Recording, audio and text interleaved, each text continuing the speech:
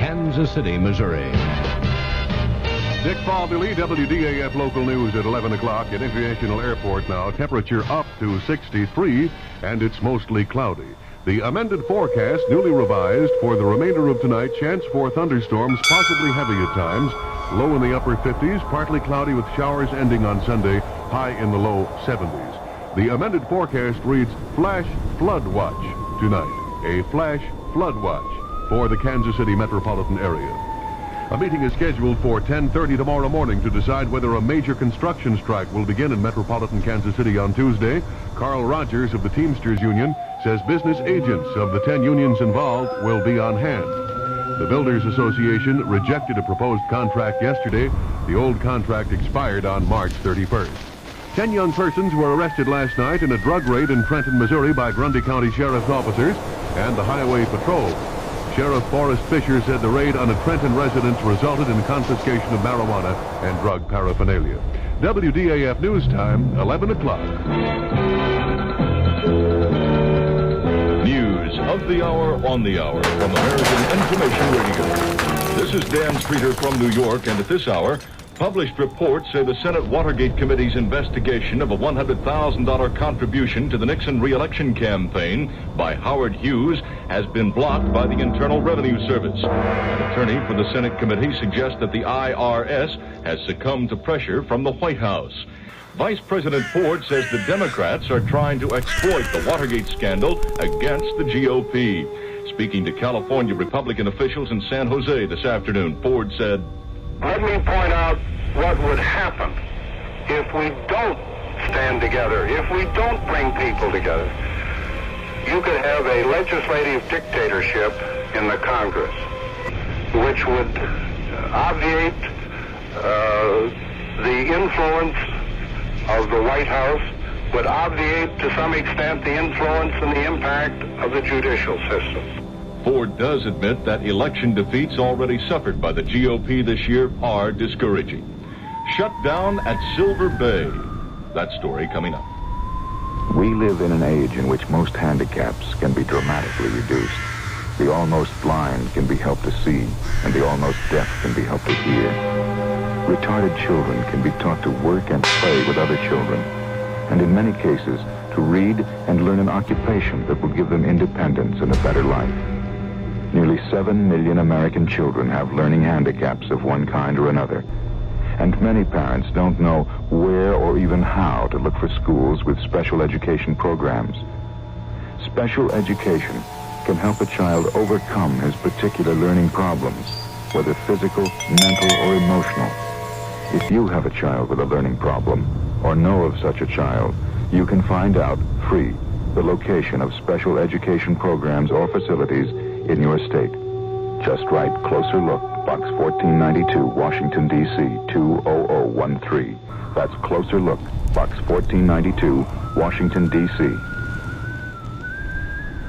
The Reserve Mining Company is shutting down its processing plant at Silver Bay, Minnesota, throwing 3,200 employees out of work. But the shutdown is a victory for environmentalists. Correspondent Ron Miller has been covering the story and has a report from Chicago. The Reserve mining trial in Minneapolis has been called the most important environmental case of the century. The trial has dragged on for almost 9 months, with testimony focusing on the health hazards created by Reserve's methods of waste disposal. The company has dumped 67,000 tons of waste into Lake Superior every day. Government experts testified that waste contained amosite asbestos fibers, which could later be found in the drinking water of Duluth and several adjoining communities. To the very end of the trial, the mining firm, which is owned by Armco and Republic Steel Companies, denied its waste disposal methods created any threat to public health. But federal Judge Miles Lord called the company's position preposterous and ordered the plant closed. Ron Miller, ABC News, Chicago. The Reserve Mining Company said tonight it would appeal the shutdown order. A federal energy official in Spokane, Washington, says much of the oil that will initially flow through the Trans-Alaska Pipeline will be exported. Jack Robertson says that in the early years of the Alaska Pipeline's operation, West Coast oil refineries won't have the capacity to process all of the oil that they'll be receiving. Louisiana voters apparently have approved a new state constitution. This would be Louisiana's 11th constitution, more than any other state. A new Gallup poll shows that a majority of Americans are still opposed to amnesty for Vietnam draft evaders. However, the Gallup poll says the opposition has shrunk in the past year from 67% to 58%. The Saigon Military Command says communist forces have cut off 1,000 South Vietnamese reinforcements trying to reach a besieged ranger base 35 miles northwest of Saigon. The South Vietnamese force has suffered many casualties. Secretary of State Kissinger addressed the Organization of American States in Atlanta at noon Saturday and said the U.S. was launching a good partner policy. This is Information Radio News. From the Kurt Mears Sports Desk, in NBA playoff activity, Milwaukee over Chicago 113-90, leading the best-of-7 series 3-0. In the National Hockey League playoffs, Philadelphia 3, New York 0. In the American Baseball League, Kansas City defeated Chicago 7-3. In the National Baseball League, it was St. Louis over Montreal 10-4. The Kansas City forecast for the rest of tonight, a chance of thunderstorms with a flash flood watch included. Possible heavy thunder shower activity at times, a low in the upper 50s. Partly cloudy with showers ending on Sunday, a high in the low 70s. Partly cloudy and cool Sunday night, low in the 40s. Partly sunny on Monday, a high around 70. Now at International Airport, it's up to 63 degrees and mostly cloudy. Dick Fatherly, WDAF News. Join the fun tomorrow, 1 to 6 at North Hills Bank, grand opening of the Parvin Park facility at 4300 Northeast Parvin Road. Free frisbees, balloons, and more. Don't miss it. Member FDIC. The CBS Radio Mystery Theater presents...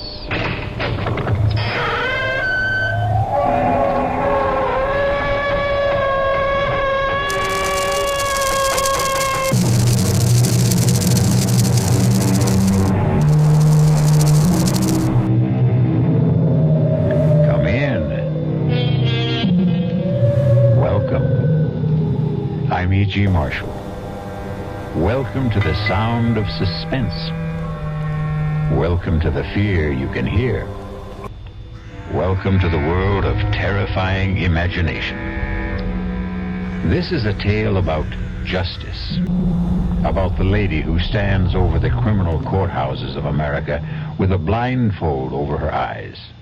Of course, the blindfold represents impartiality, not faulty vision. But yet, there are occasions when justice seems to be looking the other way. And that's something which bothers attorney Ned Murray very much indeed. He's getting away with murder, Tony. And maybe he'll get away with another one. Maybe there's an answer. What? I've been waiting a long time to figure out what I could do for you, Ned. What kind of favor might be important to you? Now I know. Tony, you're thinking about killing Rydell.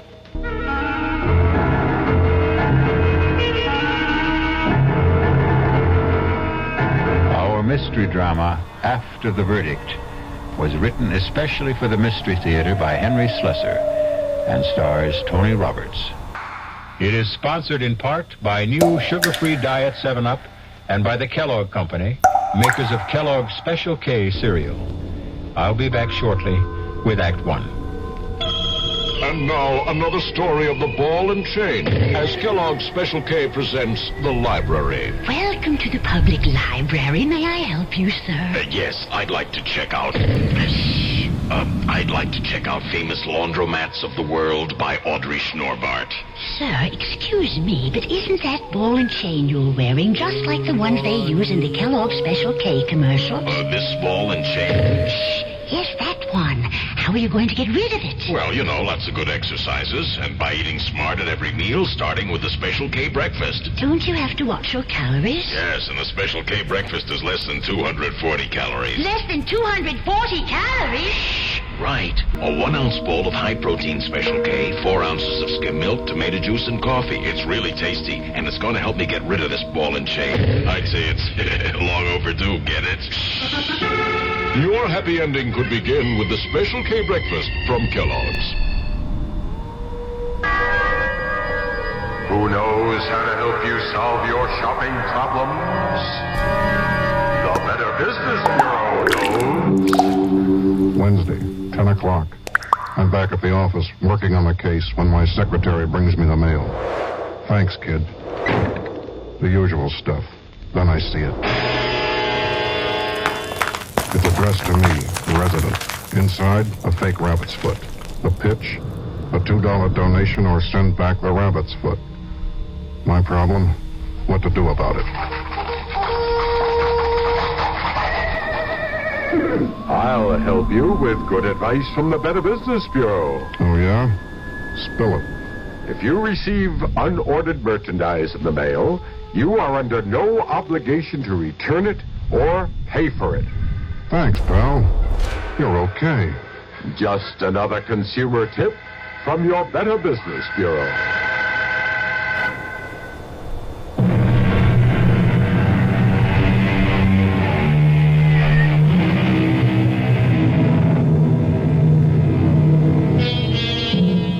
What better place to begin a story about justice than in a courtroom? This one is packed today because it's the day the jury is going to return its verdict in the case of the People versus Louis Rydell. That's Rydell over there, the thin man with the burning eyes. See the way he searches the face of every juror who takes his or her place in the jury box? It's only natural, of course, because Louis Rydell had been charged with murder. Shh, quiet now. Presiding Judge Lincoln Arthur is about to speak. The foreman of the jury will please rise. Has the jury reached a verdict in this case? We have, Your Honor. Please read your verdict to the court. We find the defendant, Louis Rydell, not guilty. Mr. Murray! Congratulations, Lou. I'm very happy. You're happy. How do you think I feel? Hey, come on, let's get out of this place. Let's celebrate, huh? Let's pick up my wife and have a ball. Well, I don't think I can. I promised my boss that I'd go down. You don't care about your boss. You want to see that daughter of his. Okay, we'll make it a foursome. I can't, Lou. I'm sorry. Come on, Counselor. Melanie's got a cab waiting outside.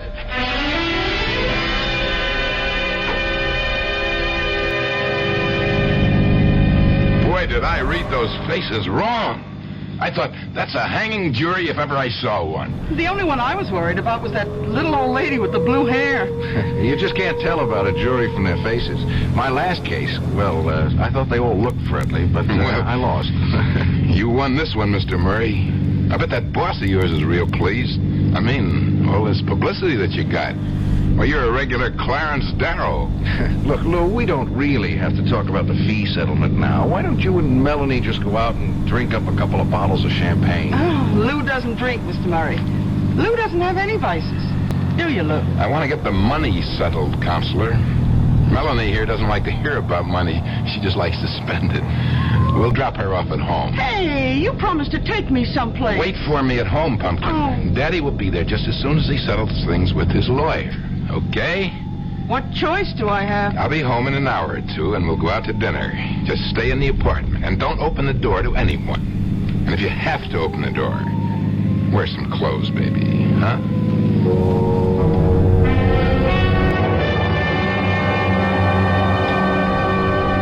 Yeah, this is a nice little office you got here, Mr. Murray. Only, strikes me as kind of small, isn't it? It's big enough, Lou. I mean, compared to that big office down the hall, Mr. Ostrow. Mr. Ostrow is the senior partner of this firm, Lou. Well, maybe when you marry his daughter. You are going to marry that chick, aren't you? Let's get down to business, okay? I mean, the way she was hanging around that courtroom every day of the trial, I figured she was pretty stuck on you. Lou, this meeting was your idea. You said you could manage to pay about $150 a month, and that's perfectly fine with me. Sure, Mr. Murray, anything you say. We could have settled this in the taxi. I guess I just didn't want to face Melanie for a couple of hours. I needed an excuse. You understand? I suppose so. She's beautiful, isn't she? Mrs. Rydell? No, yes, she's very lovely. She can't help herself, you know. The way men bother her all the time. They look at her, and right away they get ideas. It's not her fault. No. She's not smart about it, though. She doesn't know the way men think.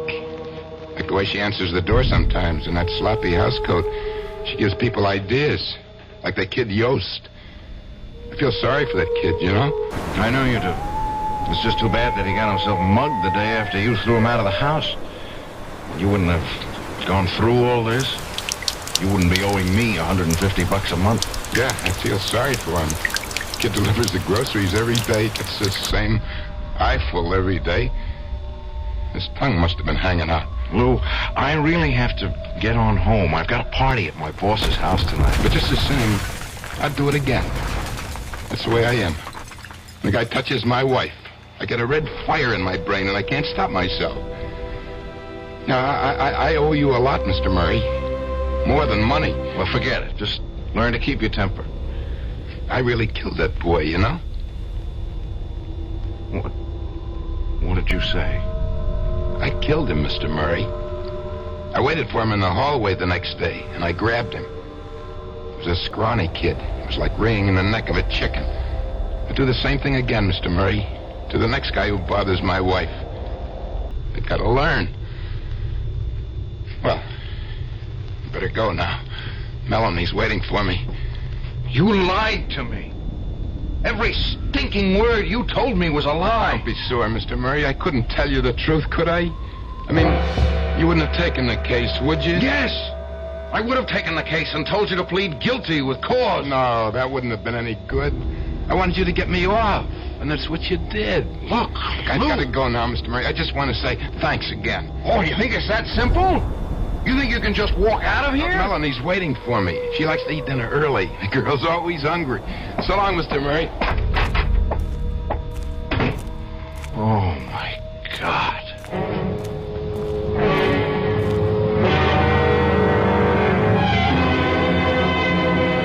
Light on the ride, more on the... Ned! Ned, for the love of Mike, where you been? Sorry I'm so late, Mr. Ostrom. Who do you think this party's for, anyway? Well, come in. Karen's going out of her brain waiting for you to get here. So it looks like quite a crowd. Well, they're all in your pocket tonight now, Ned. All right, everybody, hold it. Here's the man we've all been waiting for. Ned Murray, folks. Greatest trial lawyer since Clarence... since Harry Ostrom. All right, come on, Ned. Karen's over here. Ned! Hi, darling. Where in the world have you been? The party started 2 hours ago. I just lost track of the time, that's all. Must be love, if you ask me. All right, I'll see you kids later. Ned, come into the kitchen for a minute. No, it's full of servants. Come into the bedroom. Now, that's an offer I can't refuse. Well, what did you have in mind? Give you one guess. Oh, darling, I'm so proud of you. You were so wonderful. The kiss was pretty wonderful. Father says that you are everything he used to be in the courtroom. And there's no higher praise he can give than that. Look, let's forget about the trial. It's over. Oh, no, I don't want to forget about it, Ned. I'm just so thrilled with the way you handled the case. That man Rydell seems so guilty. But there's too much fuss about all this, Karen. Father said that if you could win this case, you could do anything. That it would mean a lot of business to the firm. Do you know what I think? He's not going to wait on that promise about the junior partnership. I think he's going to do something about it right now. Are you serious? Don't tell him what I said, but I'm sure of it. Ned, you'll have to stop making excuses pretty soon, lover. You'll have to name the day. For heaven's sake. Probably your father wanted me to join the party. Hiya, Ned. Ostrom told me you were here. Tony, for the love of Mike, I haven't seen you in ages. Yeah, that's right. Oh, hey, I am sorry. I didn't know you had somebody with you. It's all right, Mr. Igo. I was just going to fix my makeup. See you later, darling. Yes, sure. Tony, I don't think I ever saw you at Ostrow's before. Yeah, you know me, Ned. I don't like to mix with all these big shots. Hey, you still talk to ordinary people, big celebrity like you, huh? I'll talk to you anytime, Tony. Listen, I was in court today. I've been there the last 4 days. Bet you didn't even notice, huh? Well, that was nice of you. Busy man like you. Well, I got a personal interest. You know that. Sure. Tony... I was real glad you won, kid. Reminded me all over again what you did for me 2 years ago. Get me off that murder rap. It was like seeing the whole thing again. It wasn't the same, Tony. For one thing, you didn't kill it. Come on, let's go out and get a drink. Ah, not for me. Since I seen you last, I got me an ulcer. That's the price of success, you know, in my business, just like yours. That's too bad. You know something, Ned? You don't look so healthy yourself. I'm okay. You look great in that courtroom, only now, you don't look like a guy who won a case. You look like a loser. I'm just tired. Let down, you know. Yeah, sure. Hey, look, Ned, you remember what I told you once, huh? You got any troubles you can't handle, I want to hear about them. You got a favor coming from me, and it bothers me not to pay off. That was a long time ago. You don't owe me anything. I keep good books. Don't tell me who I owe. Hey, go on, Ned. Find that girl of yours. Maybe she can cheer you up, huh? Tell you the truth, Tony, I need a couple of minutes all by myself. You know how it is. Yeah, sure, I know how it is. Sometimes too much is too much. Yeah, that's right. See you around later, kid. Okay? Yeah, later. Sometimes too much is too much. I really killed that boy, you know. He killed him. He killed him, and I let him get away with it. I killed him, Mr. Murray. Oh, God. I'll do the same thing again to the next guy who bothers my wife. I'll do the same thing, Mr. Murray. The same thing.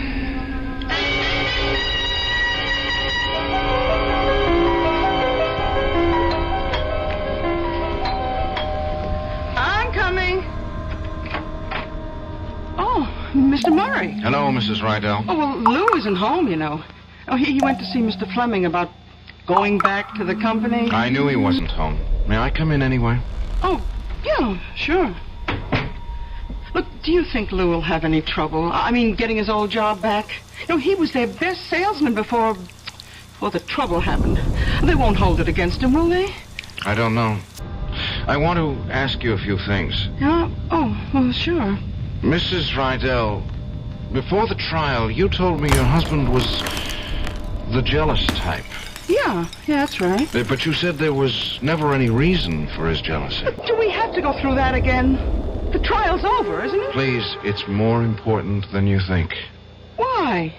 This delivery boy, Yost. I tried to underplay Lou's anger about him in court, but he was really pretty sore about the pass he made at you, wasn't he? But I told you all that. Yes, Lou was sore. Sore. He was crazy. I didn't even want to tell him about the kid because I was afraid he'd... Well, you know... Mrs. Rydell, the trial is over, just as you said. Nobody can charge Lou with the same crime again. That's the law in this state. So you've got nothing to lose by telling me the absolute truth. About what? Lou did kill that boy, didn't he? Hey! He waited for him the next day and choked him to death. That's a dirty lie. How could you, of all people... All right. Maybe you didn't know the truth. Maybe you believed your husband the way I did. You get out of here, mister. Please, I'm not through. The reason I know this is because Lou told me himself yesterday in my office. Lou isn't going to change because of the trial. He's an insanely jealous man, and he might very well do the same thing again. Oh, you're awful. I thought you were so nice, Mr. Murray, but you're terrible. I had to let you know how things are with Lou. He got away with murder, and that makes me sick to my stomach. There's not much I can do about it, but maybe you can do something, Mrs. Rydell. Me? You can be careful. Do you understand? No. You've got to make sure he never has any reason to be jealous. Listen, if you think I play around... Even if he misunderstands your behavior, somebody else might get Lou's hands around his throat. It might even be easier for him the next time. He got away with it once. Please, Mrs. Rydell, for his sake. All right, for mine. Don't make your husband kill again.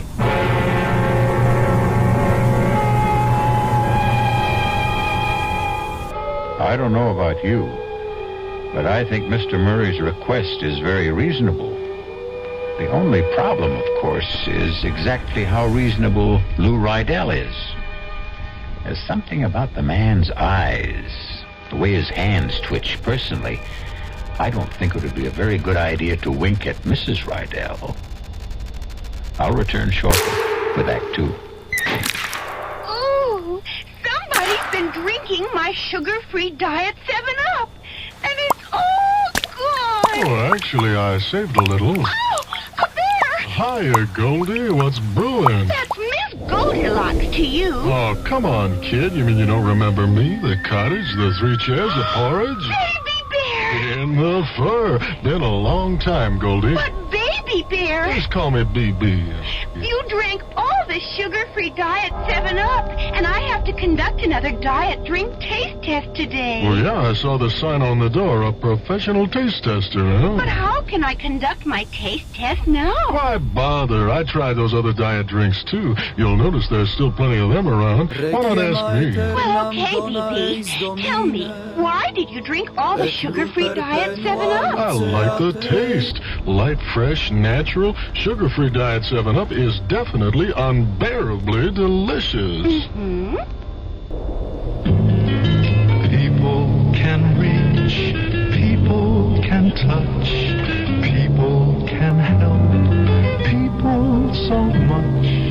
If you can remember World War II, you can remember when people spoke about cancer in a whisper. Once it was known someone had cancer. Nobody talked about it. I'm Paul Newman.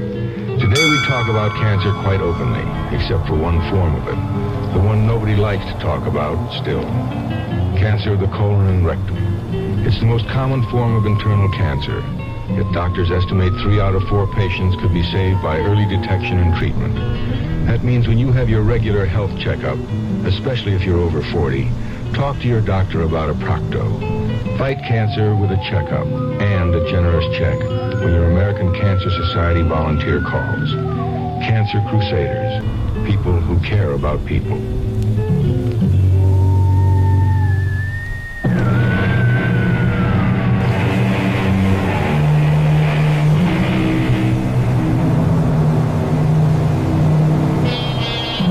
And now here's Act 2 of After the Verdict.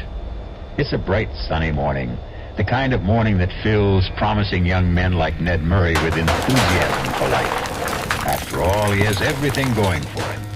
A fine career ahead, marriage to a lovely young lady who also happens to be the boss's daughter, and even if his recent triumph has turned a bit sour, it was still a triumph, wasn't it?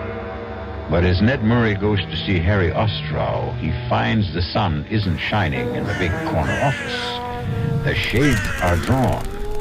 His boss's face is a thundercloud. You wanted to see me, Mr. Ostrow? Yes. Come in and shut the door. Hello, Mr. Murray. Nice to see you again. Well, hello, Lou. What are you doing here? Mr. Rydell's told me something I find hard to believe, Ned. I said he must be mistaken, but he swears it's true. Did you go to see Mrs. Rydell yesterday? Yes. Why did you think it was necessary to do that? I had something I wanted to tell her. It was strictly an unofficial visit. You told her I was guilty. You went up there deliberately just to frighten her. I ought to sue you for what you did, Mr. Murray. Lawyer or no lawyer. What kind of nonsense is this, Ned? You didn't say any such thing, did you? Well, did you? Yes, sir, I did. What? I didn't go there to frighten her, just to warn her. Right after the trial, Mr. Rydell here obliged me with a nice little confession. A little late, I'm afraid. Confession? What are you talking about? That's a lie. I don't know what you've got against me, Mr. Murray, but I never heard of a lawyer behaving like this. I didn't kill that boy. The jury said so. And Ned, please, this is all so ridiculous. Mr. Rydell put it very bluntly. He said he killed Yost. He said he'd kill again if another Yost came along. You can't do that. It's over. The trial's over. They can't put me through this again. They can't. No, Mr. Rydell, of course they can't. There's nothing to get excited about. Mr. Murray just misunderstood you, that's all. I read him loud and clear. I knew I couldn't get him back in a courtroom because of double jeopardy, but I thought if I went to the DA, he'd be a lot more careful with his hands the next time. I'll sue you. I'll sue this whole firm for slander. You hear that, Ostrow? Now, please, Ned. Apologize to Mr. Rydell. Tell him you didn't mean it. Apologize? Yes, I should apologize to the state for saving his skin. Ned, you listen to me now.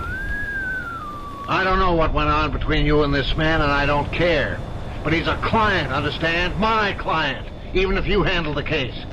And there's such a thing as lawyer-client privilege. Since when does it include murder? Shut up and listen to me. Anything you do reflects on me, on the way I run this firm. Mr. Rydell got a fair trial under law. Better than fair. Yes. And the jury acquitted him. That's all we have to know. You don't have any right to violate any confidences he made to you. Didn't they teach you that in law school? They taught me something else. They taught me that a lawyer's main concern was for justice. You talk about justice, huh? Go talk to that hoodlum buddy of yours, Tony Igo. If there was justice, you think that crook would be walking around loose? Tony was innocent of that murder charge. Because the jury said so. And they said the same thing about Mr. Rydell here. And that's that, my boy. Understand?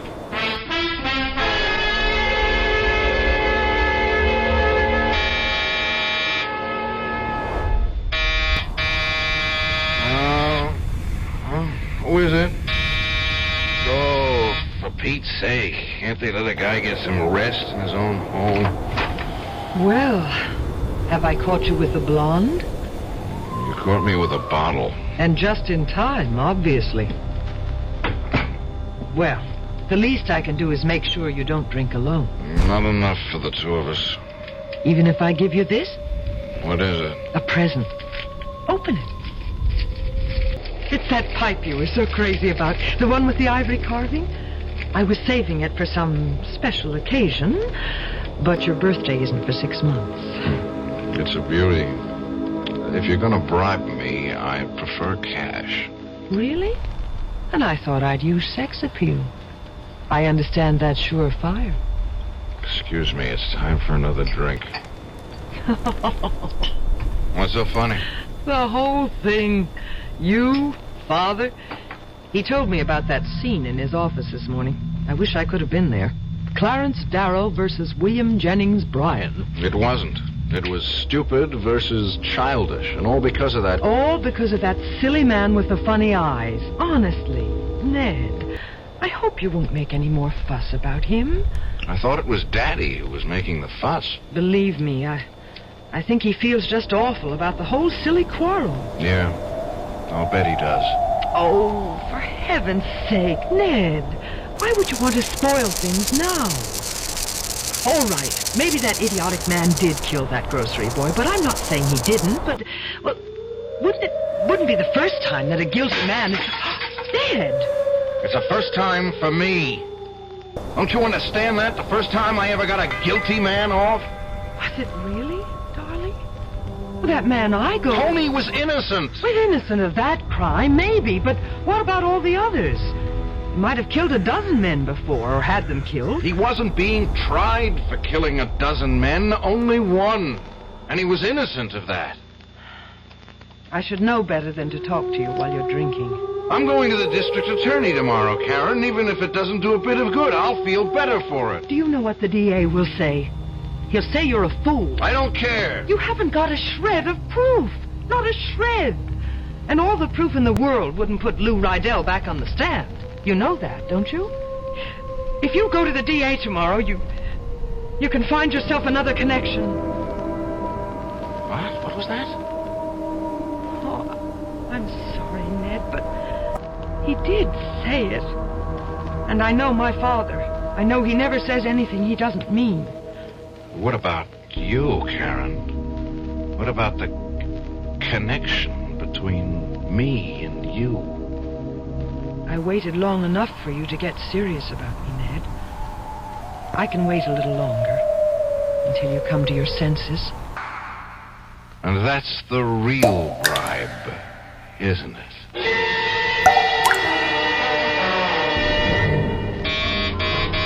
Hey, Ned! Open up, it's Tony! Hey! What? What is that? What's all the racket about? Come on! Open All right, take it easy, will you? Give a guy a chance. Tony, what the heck are you doing here? Boy, you've really been working at it, kid. Huh? I'm an invited guest, remember? No, I guess you don't. About an hour ago, you called me up, told me to come have a drink with you. Well, here I am. Want to change your mind? No. Come on in. I told you, make mine ginger ale or something. I'll drink with you. No, it's a good thing. It's a good thing, Tony. That's about all I've got left. Just one more drink. Hey. What is this, kid? This celebration going on a long time, ain't it? I'm not celebrating now, Tony. Commiserating. That's the word, isn't it? Doesn't sound right. Commiserating. Don't ask me. I never heard it before. It means I'm feeling sorry for somebody. For who? For a dumb kid named of Yost. Dumb kid from the grocery. You mean a kid that got killed? Yeah, that's right. That got killed. Yeah. And you know who killed him? How should I know? Where's that drink? Oh, there it is. Here's to crime, Tony. Put it down, Ned. What? You heard me. Put it down. You want to tell me your troubles? Okay, I'll put on a pot of coffee. For both of us.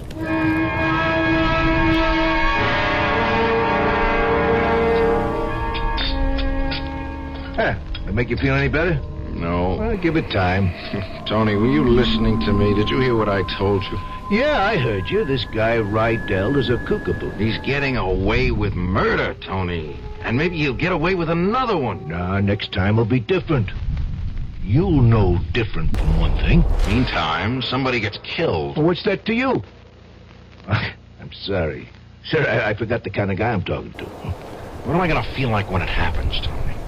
Well, there must be some way to nail this crumb. No, there isn't. The law protects him. Double jeopardy. A man can't be tried twice for the same crime.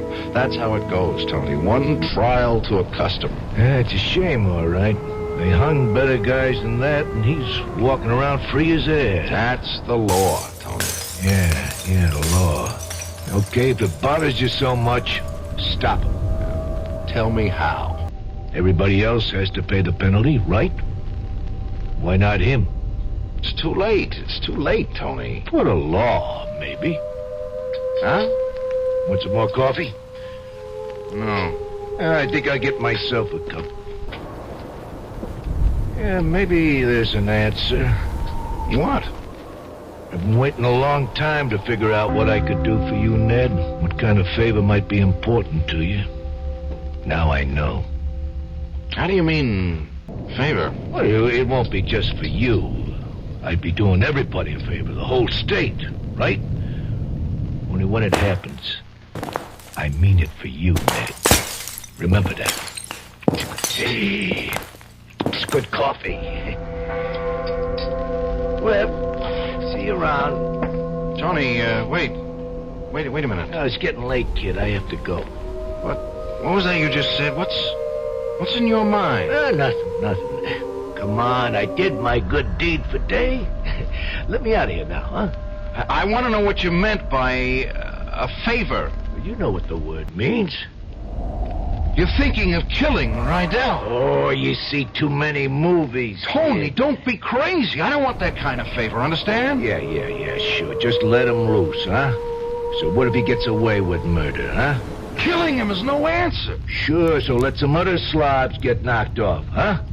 That's better. I didn't mean all those things I said, Tony. You got the wrong idea. This guy didn't kill a grocery boy. He's killing you too, buddy, and that's what I care about. But you got nothing to be afraid of. Nothing's gonna rub off on you. I know my business, just like you know yours. So long, kid. Tony! Usually, it's a very good thing to have friends. Loyal friends who are always willing to do you a favor. But it looks as if Tony Igo is going to do a good deed by committing a very bad deed. The question is, can one murder avenge another? We'll find out shortly when we return with Act 3. You've seen the Budweiser commercials on television, and maybe you've wondered how long people have been putting that famous Bud label on things. Well, not as long as the brewers of Bud have been putting things on the label. Things like a list of Bud's most important ingredients. Quote, brewed by our original process from the choicest hops, rice, and best barley malt. And things like the following statement. This is the famous Budweiser beer. We know of no brand produced by any other brewer which costs so much to brew and age. Our exclusive Beechwood aging produces a taste, a smoothness, and a drinkability you will find in no other beer at any price. Unquote. Yes, brewing beer right does make a difference. Read the Bud label. Taste the king of beers, and you'll agree, when you say Budweiser, you've said it all. Anheuser-Busch, St. Louis. You're 17. Well, that's plenty old. Old enough to know about things like grass and speed and acid and smack. We probably can't tell you anything about the stuff you haven't already heard, or maybe even found out for yourself. So, we don't intend to give you any advice. You wouldn't listen. But the trouble is, neither will your kid brother. He doesn't know half of what you know. He doesn't know how dope can affect your body. He's never spent a violent night hugging a friend who was on a bad trip, or watch a guy nod off in class and fall to the floor. He's just a kid, and a real setup for anybody out there selling the stuff. We'd like to warn your little brother. Too bad he doesn't trust us. We can't get to him. But maybe you can. An Advertising Council campaign.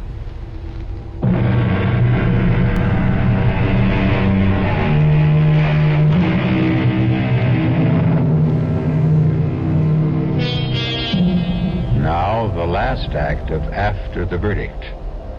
Listen closely. Here's a sound we don't hear very often.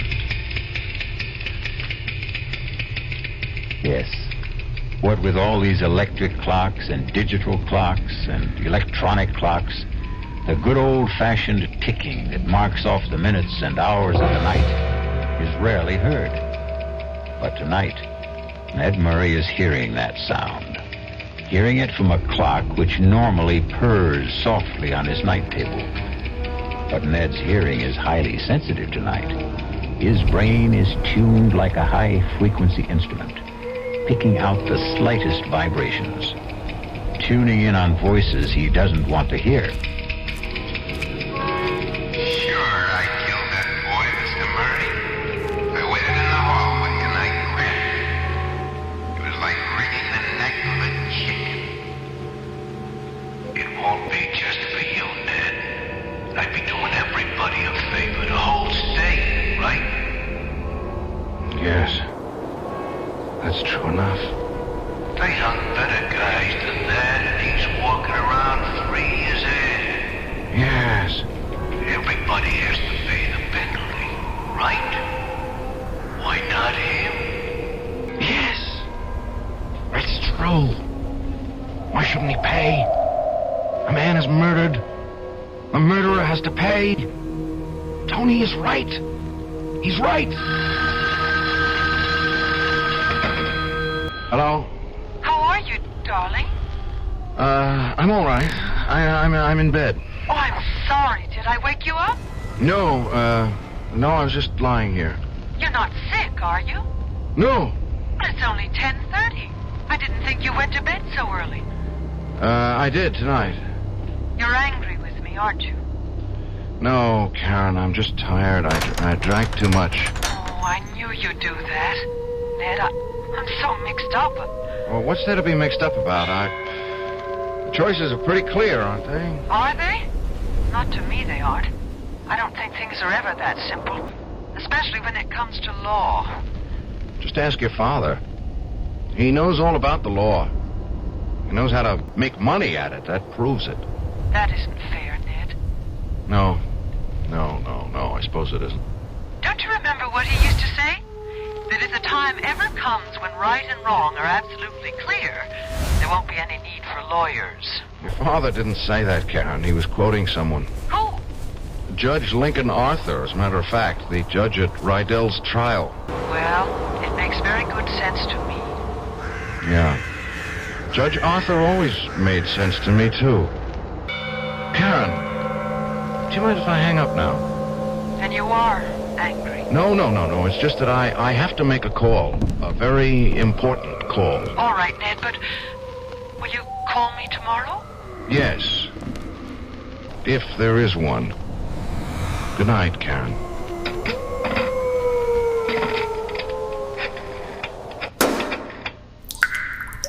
Information? Can you give me the number of Judge Lincoln Arthur?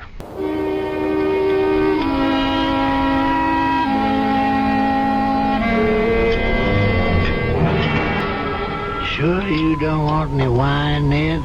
No, Judge, thanks. I've sworn off that stuff for the duration of my life.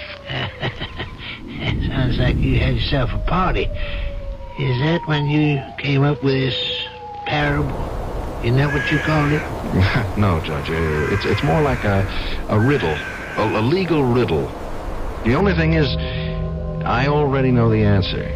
Oh, all right. Let's see if I know it. It's about a lawyer.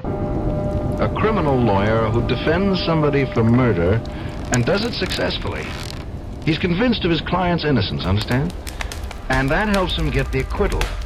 But right after the verdict, he makes a discovery that his client is guilty. How does he make this discovery? Is that important? It might be.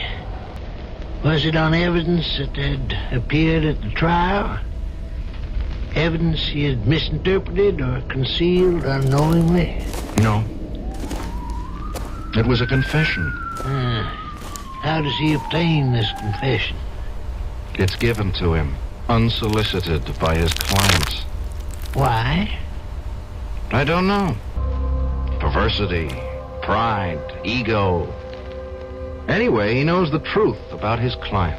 And he knows something worse. That the man is more than capable of committing a similar crime. In fact, he boasts of the possibility almost gleefully. Any witnesses to this confession? No. And when he's confronted with it, the client denies ever having made it. You're not asking a legal question, Ned. I'm sure you know where your hypothetical lawyer stands legally. In the middle of nowhere. Is this a moral question, maybe? Well, you might say that. I mean, if you were that lawyer, Judge, what would you do? If I were that lawyer, Ned, and if I were your age, I suppose I'd do what you're doing now. I'd get angry.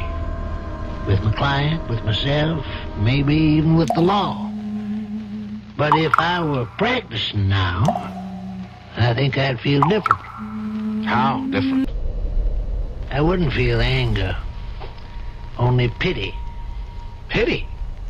For a man like that? Yes. Exactly for that kind of man. Man who feels a compulsion to confess must have felt a similar compulsion to kill.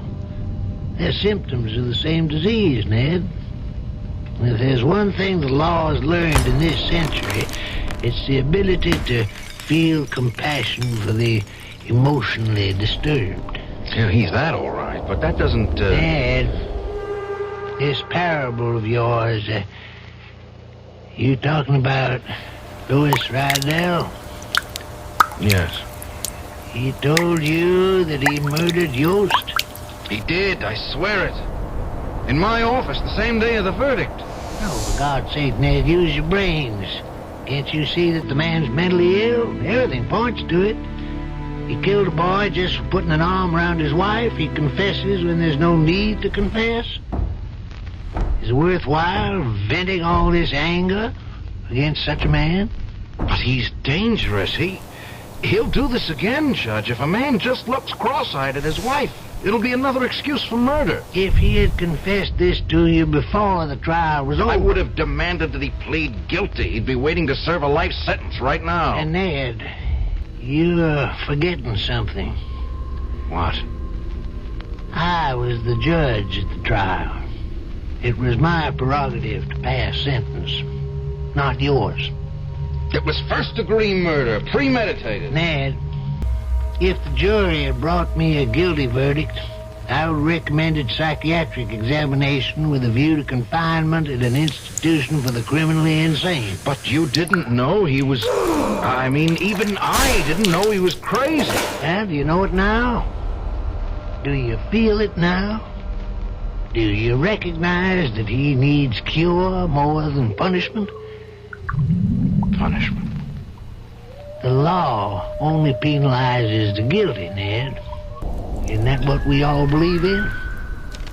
We don't penalize the sick. I have to go, Judge. I have something to do. It's getting pretty late for running errands, Ned. Almost midnight. Yeah, but this is important, Judge. I have to see someone. I have to tell something very important.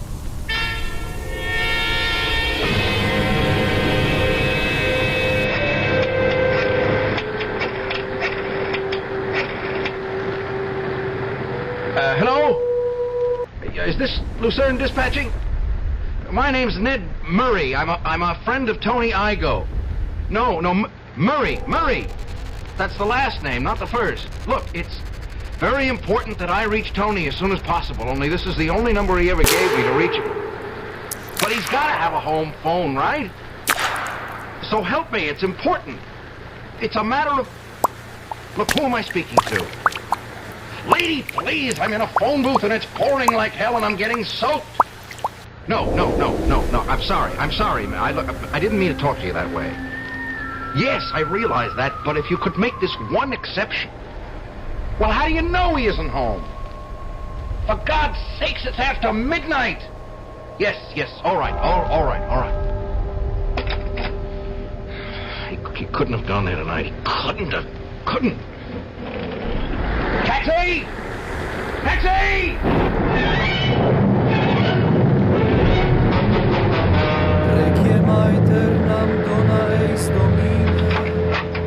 Lou, is that you? Yeah, it's me. Disappointed? Where the heck have you been? I've been taking care of business. What business? Since when do you sell shoes in the middle of the night? I was taking care of some competition. That's what I was doing. What are you talking about? Oh, I pretend you don't know. But I don't know. I don't know what you're talking about. You know something, Melanie? You make a rotten liar. I'm not lying. For God's sake, Lou, will you stop staring at me like that? I'm looking at you the way other men look at you.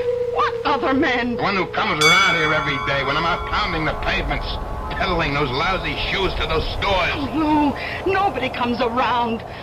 You're just in one of those crazy jealous moods again. Well, I got news for you, Pumpkin. There's one boyfriend who's not coming around anymore. Are you still talking about that poor dumb grocery boy? Lou, I told you there was... No, I'm talking about the old guy. One with the white hair. One who's been hanging around here all night, looking up at our window, waiting to make sure that the coast is clear. You're crazy. I don't know any white-haired guys. Well, you'll never get to know this one, because he's got something wrong with him, baby. He's got a carving knife in his stomach. Lou. Oh, my God, no. No, you didn't. Yes, I did. So you can forget about seeing your lover boy tonight, baby. You can just forget it. You'll have to be satisfied with just me. Lou, just tell me it isn't true. Tell me you didn't kill anyone. It wasn't the first time, Pumpkin. If you keep up the way you're going, it won't be the last. In fact, the next one might be you. Oh my God. Those police cars. They're coming here.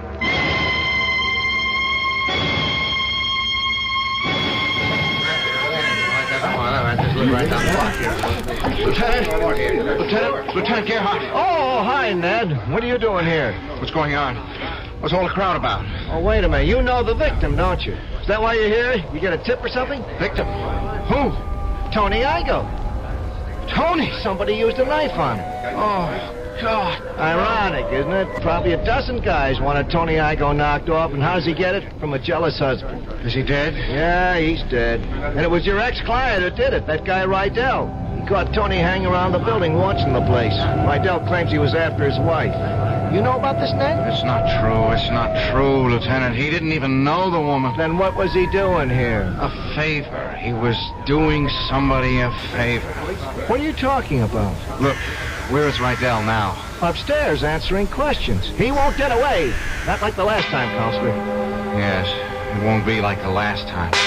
Excuse me? Hey, where do you think you're going? I want to see him. He's entitled to talk to a lawyer, isn't he? You must be nuts yourself. Half a dozen witnesses saw him. Can I go up, Lieutenant? You mean you'll defend that screwball again? He's out of his mind. Don't you know that? Yes, I know. And that's what I'll try to prove. Now, will you please let me see my client?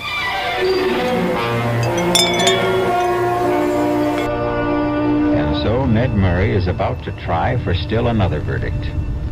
This time a verdict which will carry a punishment more befitting to the crime. And something tells me that he'll be very successful. Not just as an attorney, but as a human being. I'll be back shortly.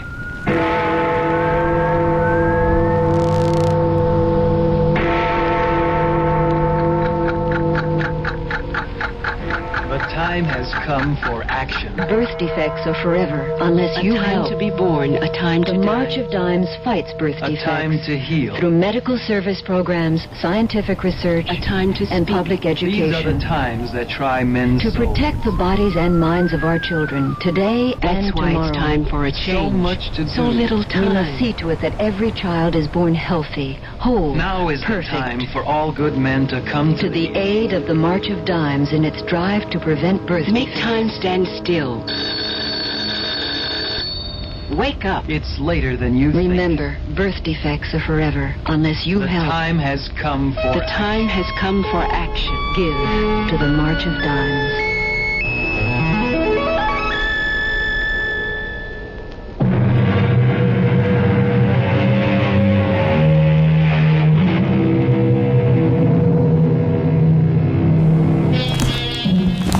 Some time ago, a man named Thomas de Quincey said, "If once a man indulges himself in murder, very soon he comes to think very little of robbing. And from robbing, he comes next to drinking and Sabbath breaking. And from that, to incivility and procrastination." Let that be a lesson to all of you. This quotation and this story have come to you through the courtesy of our Radio Mystery Theater. Our cast included Tony Roberts, Joseph Julian, Bryna Rayburn, Barbara Caruso, Robert Dryden, and Sam Gray. The entire production was under the direction of Hyman Brown. And now, a preview of our next tale. I take it you are referring to Miss Helene Friend? Where is she? Back at her hotel. I had her sent back immediately. We did not want to speak to her, just you. Okay. You have the floor, Mr. Coladanos. Colladinus, Monsieur Nash. It is an old name. In my country, a revered name. I'll do my best to remember. Well, continue. A question, Monsieur. Why are you in France? As we say at home, none of your business. I like you, Monsieur Nash. You are refreshingly candid. You are working for FNB. You are a trusted, intelligent worker, well thought of. Thanks for the information. When I get back, I'll put in for a raise. If you get back, Monsieur. If you get back. Radio Mystery Theater was sponsored in part by Anheuser-Busch Incorporated, brewers of Budweiser. This is E.G. Marshall inviting you to return to our Mystery Theater for another adventure in the macabre. Until next time, pleasant dreams.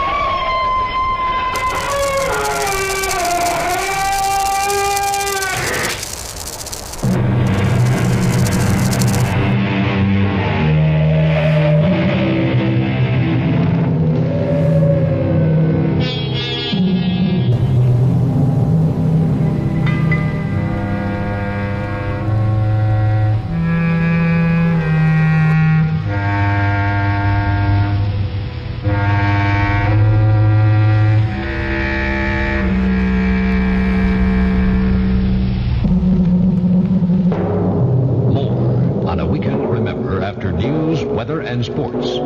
This is WDAF, Kansas City, Missouri. At Ross, WDAF local news at 11 o'clock. The outlook for Kansas City, sunny and mild. Floodwaters from the rising Big Arkansas River swept into rural and urban areas north and south of Wichita Sunday, causing the evacuation of many families. At Mulvane, Kansas, south of Wichita, at least 25 families were evacuated from their homes as the water continued to rise. Affected were from 75 to 100 residents. It's been a relatively safe weekend this far on Kansas roads. Just one highway death reported in Kansas since the weekend counting period began at 6 o'clock Friday night. In Missouri, 9 persons have been killed so far this weekend. 5 of the deaths involve motorcycles. Missouri legislators return to work tomorrow, anxious to resolve a deadlock on the state's $2 billion budget. For some senators, it could be the last time they return to Jefferson City for a while. WDAF News Time, 11 o'clock.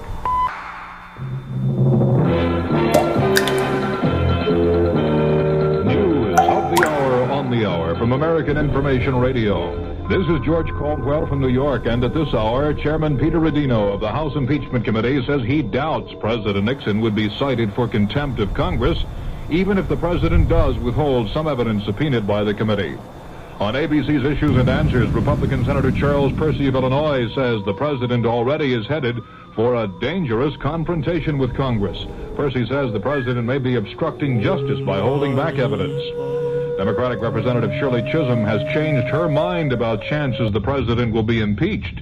In Kansas City this afternoon, Chisholm told newsmen, I do think there are enough votes now. About 3 weeks ago, I would say no. But again, I am noticing the change in the attitudes of some of the most conservative members and some of the lifelong allies of the President of the United States. And when that begins to happen, you recognize that there is an erosion of confidence. And so I think that we do have the votes at this moment. Representative Chisholm said the president's tax case turned the tide for impeachment. The fight for Mount Hermon. That story coming up.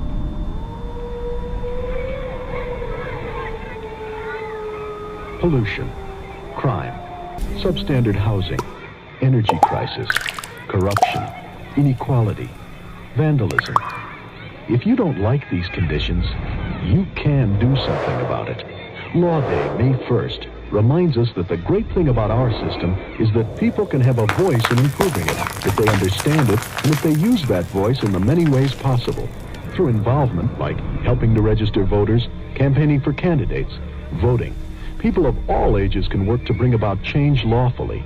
But with almost half the population under 25, youth can make the difference. Learning what can be done and how should begin at an early age. Law Day urges young America to lead the way. Help preserve good laws. Help change bad laws. Help make better laws. A public service message of the American Bar Association and your state and local bar associations. Military officials in Tel Aviv say they don't have any information to support reports that Israeli soldiers moved into Lebanon today. Arab newsmen on the scene say an Israeli force took positions on the edge of Mount Hermon in southern Lebanon. Syria says its troops attacked 10 Israeli positions on the other side of Mount Hermon. Earlier today, correspondent Jem Bennett was on Mount Hermon. At least for a few hours, the Israelis who have tenaciously held on to this position in the face of very heavy shelling by the Syrians are not about to be pushed off. Their spirits remain high. They're a happy people, a happy group of soldiers. I don't see any dispiritedness among them. The plateau stretches out in a green carpet for miles. From here I can see Damascus, I can see into Lebanon, and it's the control of this mountain that gives the Israelis the advantage in the Golan Heights. This is Jim Bennett, ABC News, atop Mount Hermon. Newsweek magazine says the FBI has turned up valuable new leads in the Hearst case. Newsweek says numerous undercover agents have infiltrated the neighborhood where the Symbionese Liberation Army was headquartered and may actually have found the house where Patricia Hearst was taken. Tornadoes hit 3 counties of eastern Wisconsin this afternoon, killing 2 people and injuring at least 36. Police Captain Don Utak tells what a twister did in Oshkosh, Wisconsin. Well, it did quite a bit of damage. So there was some areas that are residential and some are commercial areas. Broke windows, tore roofs off. Some of the homes were torn apart completely. And it seemed to touch down, then raise up, skip an area, and then touch down again. Utak said there were about 20 injuries in Oshkosh. One man is reported dead because of flooding along the Souris River in the southern part of North Dakota. About 3,000 people have been evacuated from their homes in the North Dakota flooding. On Broadway tonight, the Tony Award for Best Play went to The River Niger. Best Musical is Raisin. Best Actress in a Musical, Virginia Capers in Raisin. And the Tony for Best Actor, Michael Moriarty for Find Your Way Home. This is Information Radio News. From the Kurt Murray Sports Desk, the Chicago White Sox scored 7 times in the 6th inning and went on to an 11-7 victory over the Kansas City Royals today. The highlight was Brian Downing's bases-loaded triple. Downing also homered. John Mayberry had a 2-run homer for the Royals, while Tony Soleta added a solo shot. California's Lee Stanton hit a 3-run homer to cap a 6-run rally in the 8th inning and lead the Angels to a 9-5 victory over the Oakland A's. The uprising came against 3 Oakland pitchers, Vida Blue, Raleigh Fingers, and Darryl Knowles. Stanton's homer was his 4th of the season. A 3-run double by Mike Phillips and a tie-breaking single by Steve Ontiveros in the 8th inning boosted the San Francisco Giants to a 6-4 triumph over the Los Angeles Dodgers. The Dodgers' Andy Misser Smith entered the frame with a 4-hitter and a 4-1 lead before the Giants exploded for 5 runs. Chris Spear drove in the final run of the inning with a single. Veteran Joanne Prentice sank a 3-foot putt to defeat Jane Blaylock today on the 4th playoff hole to win the title in the Dinah Shore Winners Circle Golf Tournament. Miss Prentice, an 18-year veteran of the tour with 4 prior victories, holed her birdie putt after Miss Blaylock's attempt at a 12-foot birdie went beyond the hole. She collects $32,000 for winning this richest ladies tournament in history. And Chris Efford won her 9th consecutive clay court title today by methodically crushing Australian Kerry Melville 6-0, 6-1. Miss Everett takes home $10,000 for her victory in the tourney at St. Petersburg, Florida. The Kansas City forecast for the remainder of tonight, mostly fair and cooler. The low tonight in the upper 40s. Partly sunny and mild tomorrow with a high in the upper 60s. Fair and cool Monday night with a low in the 40s. Tuesday, mostly sunny and warmer with a high around 70. Currently clear skies, calm winds, the humidity 58%, and 60 degrees in Kansas City. This is Pat Ross, WDAF News.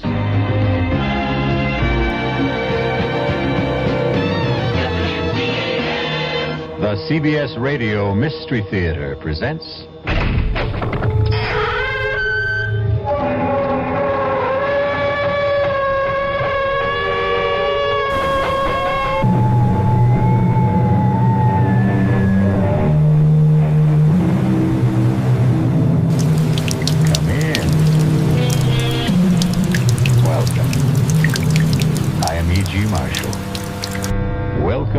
terrifying world of your own imagination. I have an unusual story about foreign intrigue, murder, and love. Interesting combination. You know, that great mystery writer Edgar Allan Poe once wrote that the best way to hide something was to leave it in full sight. And that's what this story's about. Steve Nash, agent for the Federal Narcotics Bureau, was awakened from a sound sleep by his chief. Steve, Manny and LaFaro got it tonight. Wounded? Dead. Oh, no. Manny's wife just had a baby. She's still in the hospital. Start packing a bag right now, Steve. Am I going somewhere? Paris, and anywhere else you feel it necessary to go from there. Paris? Now, don't get happy. It's not exactly a vacation, Steve. You're in for plenty of trouble.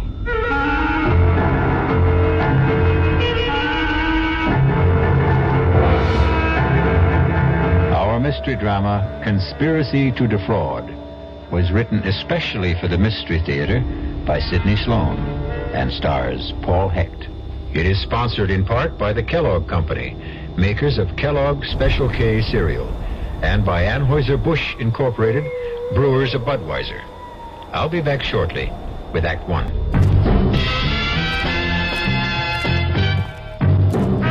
Ever had a tall, frosty glass of Amplitude? Well, if your beer is Budweiser, you've had it often. Amplitude is a fancy word for the entire taste phenomenon, the total experience of flavor. Next time you take a healthy swallow of Bud, watch what happens. Think about the sensations you're experiencing. Notice how the flavor of Bud comes on nice and easy. Not too strong, not too quick. just right. Notice the clean, crisp togetherness of Bud's taste. Everything in perfect balance, with no single element jumping out at you. And there'll be no aftertaste either, no hanging on. And you'll be refreshed and ready for another glassful. Actually, Bud drinkers have been experiencing amplitude for years, but they never phrase it that way. They just say Budweiser, and that says it all. Anheuser-Busch, St. Louis. Hello, this is Steve Allen. You are? Then I must be Jane Meadows. I hope so. Now, do you want to tell them, darling, or shall I? Ladies first, sweetheart. The microphone's all yours. Okay. Well, we have some good news. Steve and I are the honorary chairman of National Goodwill Week.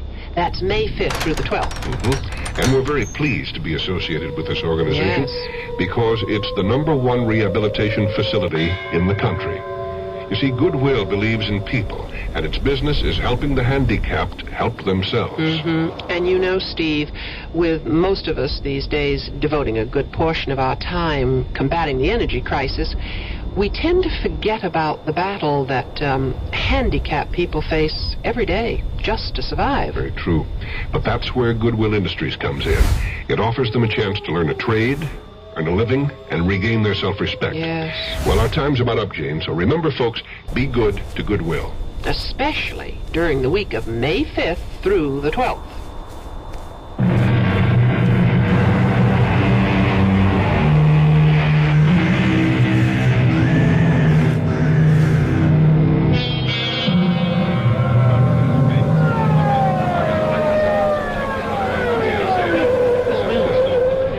Police and the Federal Narcotics Bureau believe to be a well-planned and secret bust of a big narcotics ring is taking place in a warehouse district of New York City.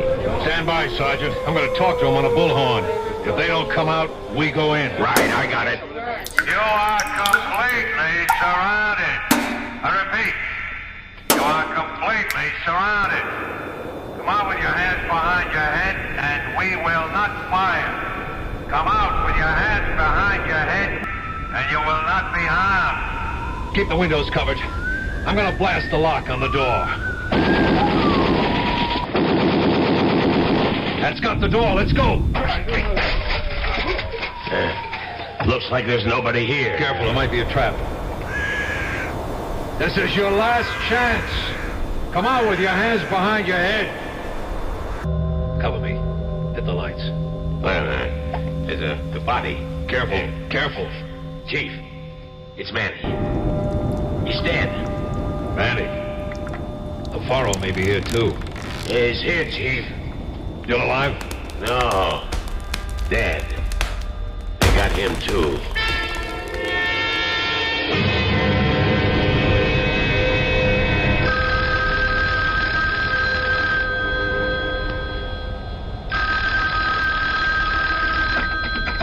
Yeah? This is Borden, Steve. Yeah, Chief, what's up? Manny and LaFaro got it tonight. Wounded? Dead. Oh, no. Manny's wife just had a baby. She's still in the hospital. I haven't spoken to her yet. Talk to Mrs. LaFaro. Took it hard, eh? I hate this job. Steve, you're a good friend of Manny's. Would you talk to his wife for me? Sure, I'll go to the hospital first thing in the morning. Rotten business. You better start packing a bag right now, Steve. Oh, am I going somewhere? Paris. And anywhere else you feel it necessary to go from there.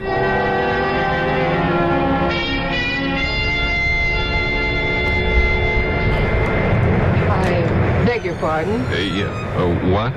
This seat. Seat? Oh, I'm sorry. Am I in the wrong seat? No, I am. Oh. You see, I was sitting forward, the second row on the outside. Yeah?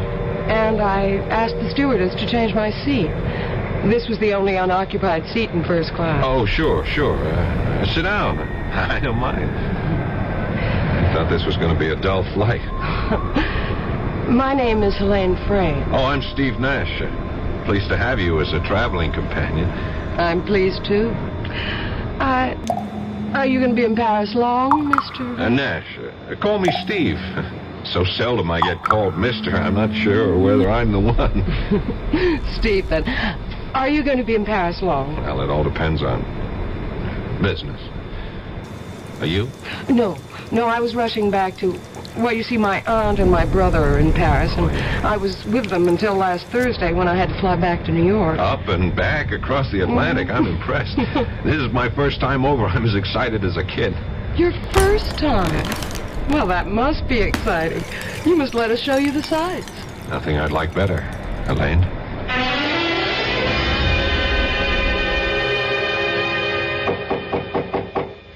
Entrez.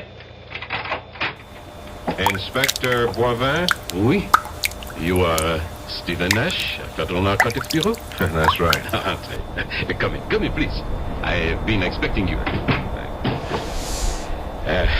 May I say that we are not pleased by this visit?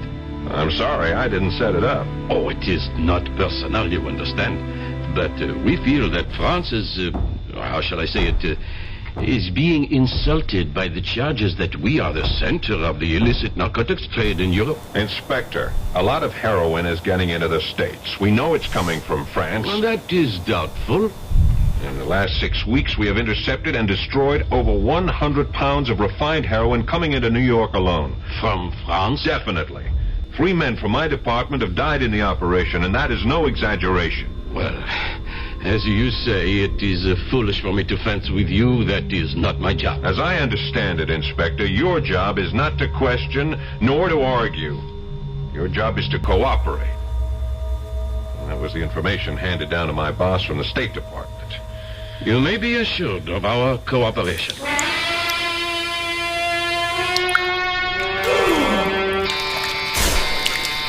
Entree. The door is open. Oh, hello. You must be the chap Helene picked up on the plane. Picked up? Oh, that's just a figure of speech, of course. I'm Harrington Frayne, Helene's brother. Oh, hi, I'm Steve Nash. Yes, well, hello. Sit down. Helene should be back in a minute. Just stepped out to a bit of last-minute shopping. That you, Helene? Oh, Auntie. This is that chap that Helene met on her flight back, Mr. Stephen Nash. This is our Aunt Phyllis, Mrs. Starrow. Oh, how do you do, Mr. Nash? How do you do, Mrs. Starrow? Oh, please, call me Phyllis. Mrs. Starrows reminds me of that I'm an old widow woman. You going to be in Paris long, Stephen? Oh, 2, 3 weeks, perhaps longer. Auntie thinks of herself as an unofficial tourist bureau, feels she must take her fellow countrymen under her wing and show them her Paris. Oh, you be quiet, Howard. I just want to be pleasant. Don't you like people who are pleasant, Steve? Oh, yeah, of course. I don't suppose that Harrington or Helene has told you of our trouble. Oh, good Lord, Phyllis, must you tell everyone you meet?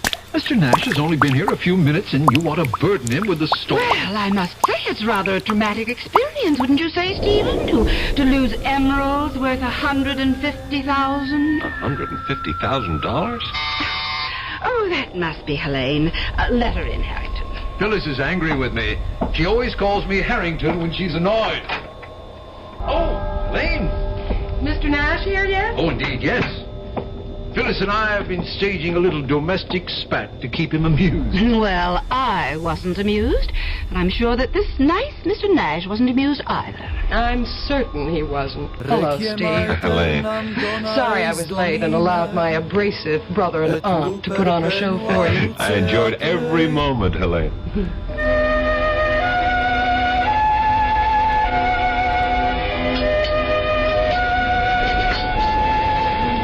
Penny for your thoughts, Steve. Oh, I'm sorry. I shouldn't have let the maitre d' seat us here in the window with a view of Notre Dame and the river. It is beautiful, isn't it? I was worried that perhaps you might feel that I'd steered you to a tourist trap. This place is frightfully expensive, you know. It's great. I'm on an expense account. Stop worrying. All right, I shall. And speaking of worry, you seem to have something bothering you. Is it something personal? Well, it's about my aunt and Harrington. Yeah? Well, you see, my aunt has lost a very valuable piece of jewelry. The emeralds. You know. One of the first things she told me when I called, worth $100,000 or more. They're insured for $120,000. Why should she worry? She's not worrying. I am. The emeralds are not lost, strayed, or stolen. What? It's just a stunt to bilk the insurance company. She's being very foolish. She's desperate. She's completely without money. For that matter, both Harrington and I are, too. If they go through with this insurance swindle, they're going to be in big trouble. Even a professional crook would have serious problems, and they're... Rank amateurs. When I went back to New York to see if I could raise some money... No good, eh? Aunt Phyllis has been to the well too often. No credit. Well, why doesn't she sell the emeralds, honestly? Well, I believe it's Harrington's idea, but he wants her to sell them to some... Fence? Yes. And also collect the insurance. He's made several tentative moves in that direction. He's spoken to several mysterious callers. I don't know how far the transaction has gone.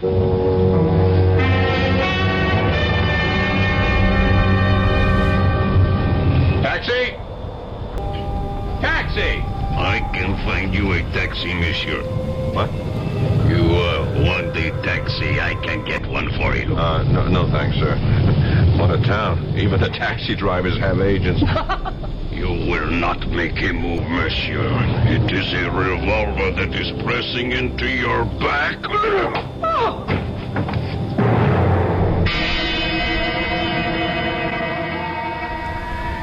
Perhaps you underestimated your strength, Gab.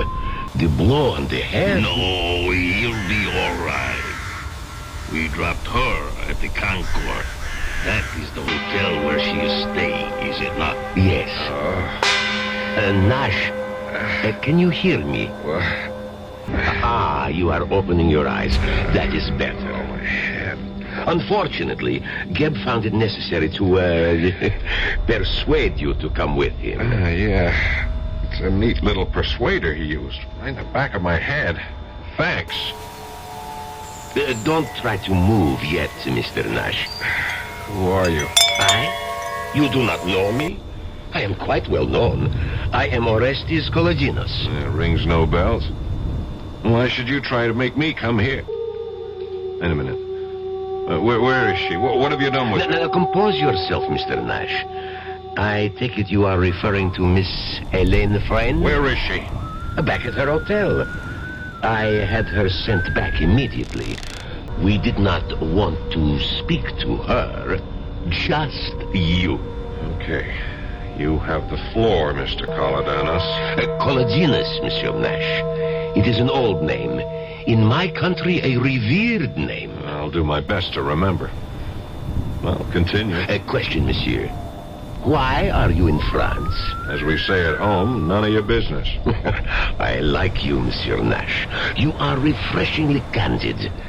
You are working for FNB. You are a trusted, intelligent worker, well thought of. Thanks for the information. When I get back, I'll put in for a raise. If you get back, monsieur. If you get back.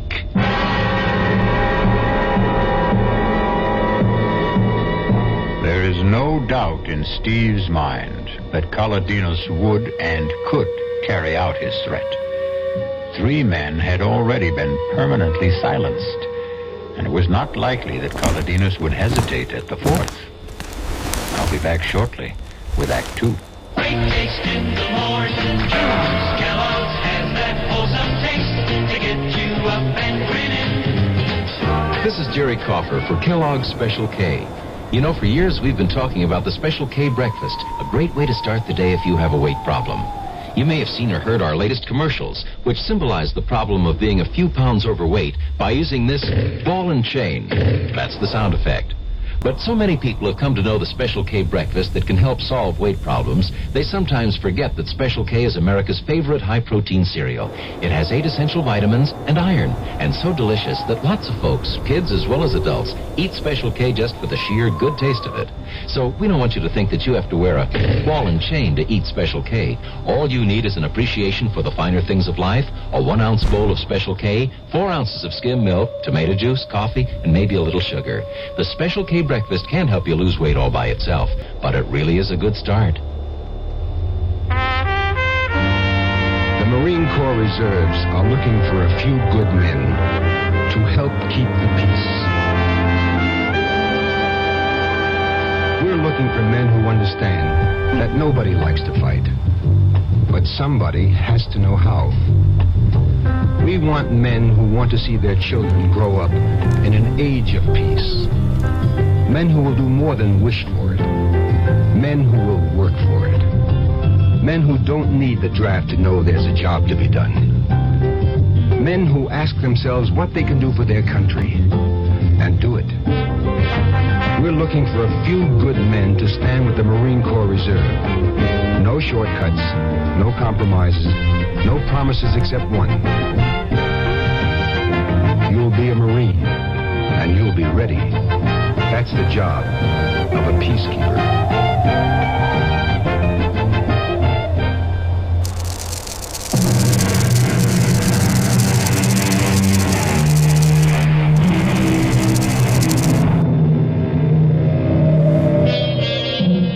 After his meeting with Kaladinos, Steve was taken back to his hotel. It was too late to do anything but call Elaine to reassure himself of her safety. It may have occurred to him that his feelings for her were more than that of a casual friend. And the sound of her voice on the phone convinced him of her personal concern for his safety. Steve, you're safe. Oh, I was so worried. They told me that you'd been driven back to your hotel, but I wanted to be sure. I saw that man hit you. There was a car waiting. He forced me into the car, and they dragged you in. Oh, you were so white, I thought... With my hard head, you needn't have worried. I'll tell you all about it when I see you. Well, when? When will I see you? Oh, there's so many things to ask you. I'm sorry, I can't tell you what time. I'll call you again. Okay, Steve. Till then. Bye. Bye, darling.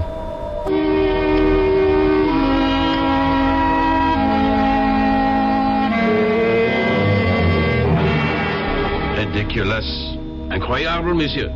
It could not have occurred. I tell you, he told me that his name was Kaladinos. It could not be he. It is a, how do you say, imagination, hallucination. This lump on my head is not the result of a vivid imagination, Inspector.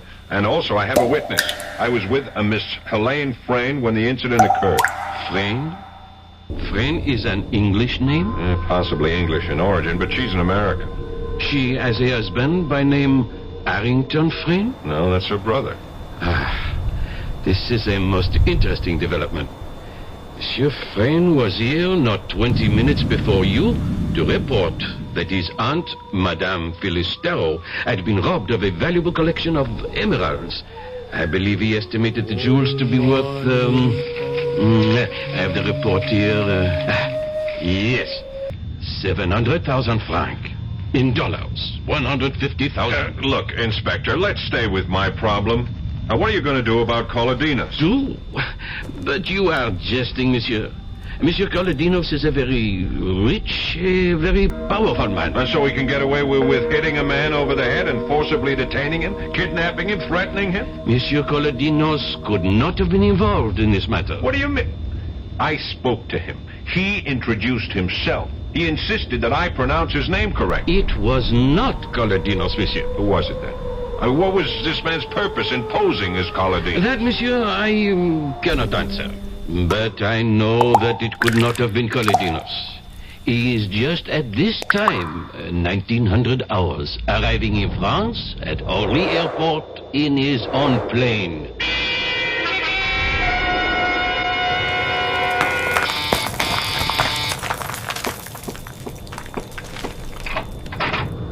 Steve. Darling. Oh, you kissed me. Surprise you? No.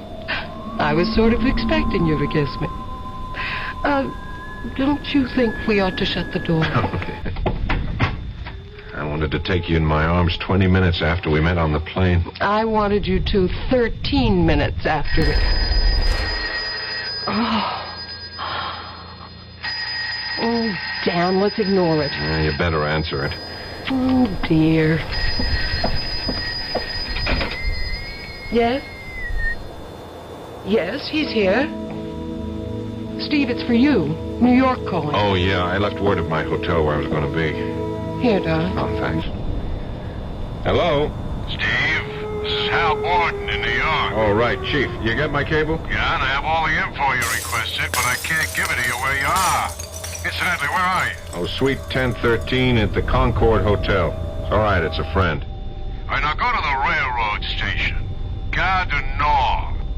Near the ticket window on the south side of the station, you'll see a line of 10 telephone booths.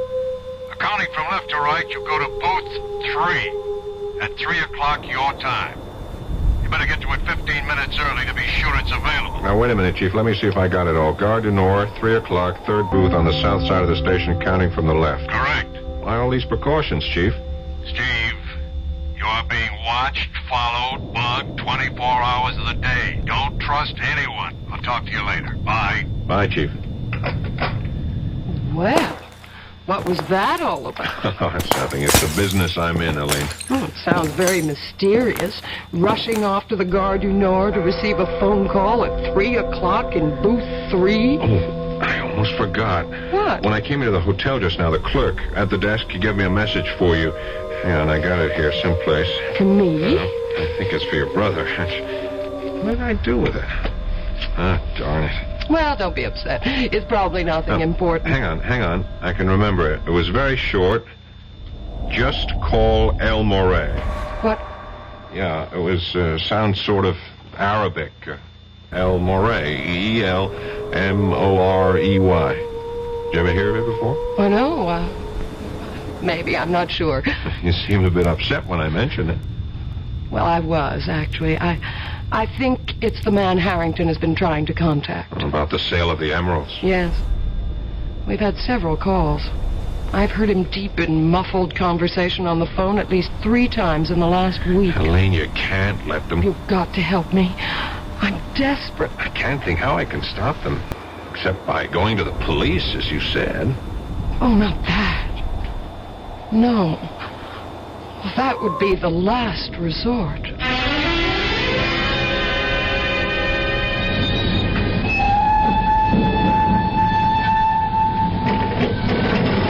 I should have brought a book along. Hello? Hello? Hello?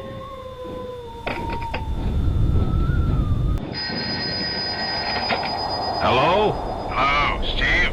Yeah, Borden. Steve Nash. Steve, is that you? Yeah.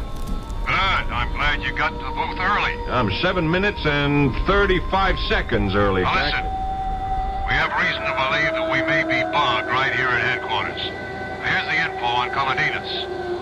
He's a rich exporter of olives and olive oil. He's dabbled in other things, art, petroleum, some shipping. But mainly olives and olive oil, eh? Clean? Well, who knows? Then explain why he picked me up, brought me to this place, and gave me more than a gentle warning to get the hell out. I don't get it. He's reputed to be one of the richest men in Europe. Now, here's what I wanted to tell you. We have it on good authority that a very large shipment of raw opium came into Marseille yesterday. It'll take a few days to process, and then the refined product will be slipped out of France for here. Do the French know? They're just being told through official channels. We've asked them to check all personal baggage going out of France. Going out? Big order. I know, it's going to be tough to check. A lot will slip by. We'll have to try to spot it here. Wait a minute, Chief. What is it? Someone just slipped into the booth next to mine. Public phone, Steve. This guy I recognize. You know what time it is on my watch? Exactly 3. Yeah, but Steve, what is that got I ran into on the street the other night. The one who let me have it on the back of the head. Don't you see? He's in the next booth, probably hooking up some sort of electronic device to listen in on us.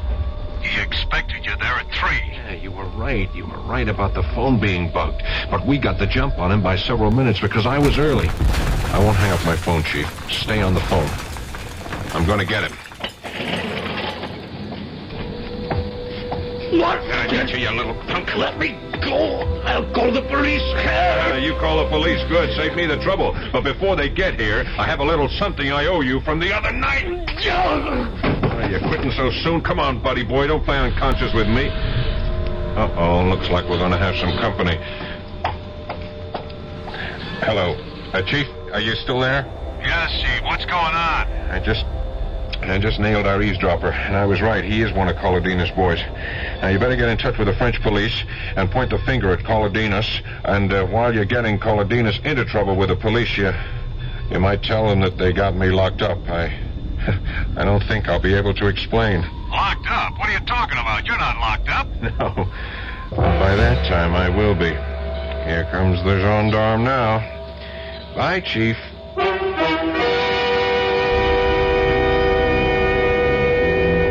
It is one thing to point the finger at Colodinos. It is another to pin him down. Colodinos is a man used to wielding great power, a very cunning and wily antagonist. We'll be back shortly with Act 3. Hello, this is Goldilocks. It seemed like only yesterday that I was a little girl tasting porridge. You know, this one's too hot. This one's too cold. And now I conduct taste tests on diet drinks. And there's one I must tell you about. Sugar-free diet 7-Up. It has a fresh, natural, delicious taste. It drives my taste-o-meter crazy. Sugar-free diet 7-Up. This one's just right. Hi, I'm Nanette Fabre. 11 million Americans have an untreated hearing problem, including 3 million school-age kids. I was one of those kids, but I got help. Most hard of hearing people can be helped either medically or through amplification. There is a Better Business Bureau booklet that may help you, and it's free. Write Better Hearing Institute, Box 1840. That's 1840, Washington, D.C. You want to hear what you're missing.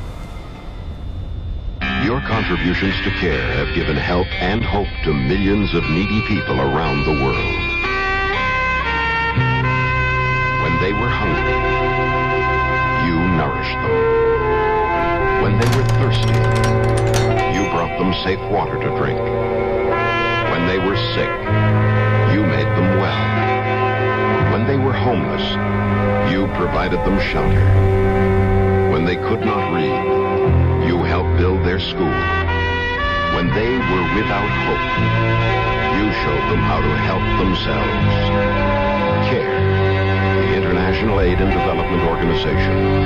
By helping one human being anywhere, you help mankind everywhere. People who need care need your help. Please send your dollars to CARE, Department 2, New York 10016.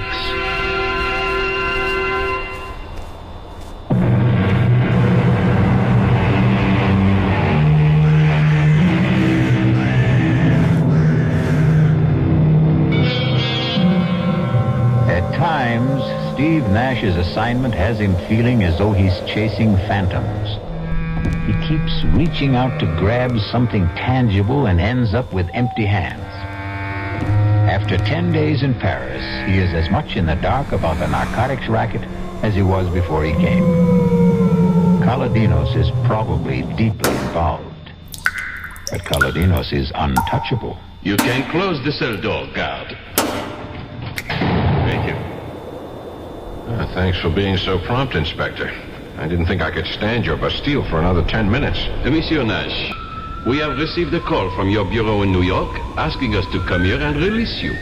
How they knew you had been arrested is a mystery. I told them on the phone. You called from here? No. When I was making a call to my chief in New York from a booth in the Gare du Nord. I still do not understand. I knew I was in trouble after I hit that man that Colodinos sent. Colodinos?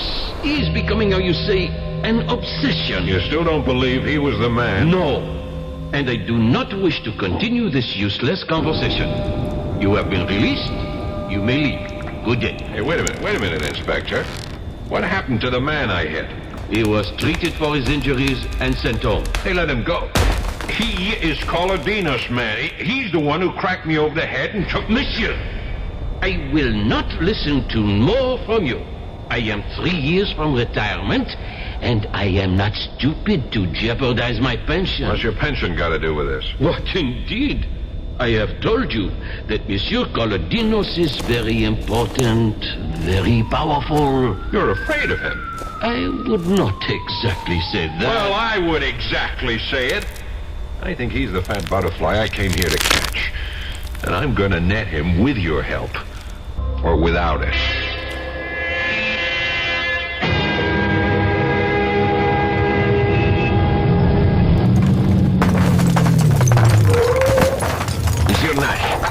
Monsieur Nash, here. Well, Mr. Colodinos, fancy meeting you here. May I give you a lift? No, thank you. My head still aches when I remember my last ride in your rolls. Get in. We're tying up traffic parking here. Come on, you're perfectly safe. Okay.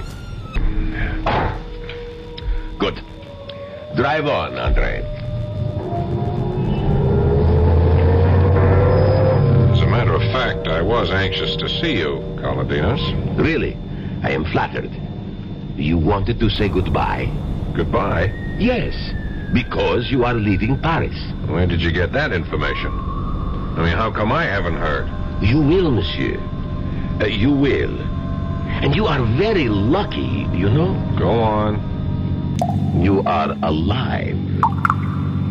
Monsieur Nash, you have been walking in dangerous territory. And do you know why you have survived? Tell me. Because you have been completely ineffectual. Because you have discovered nothing in all the time you have been here. In fact, your superiors are of the opinion that you have wasted your time and your government's money. So I'm going home in disgrace. Friday afternoon. Flight 225 International. Suppose I decide to stay on until I've nailed you. That would be a very unfortunate decision. Learn to quit when you're ahead. You are ahead right now. Well, I want to thank you for everything.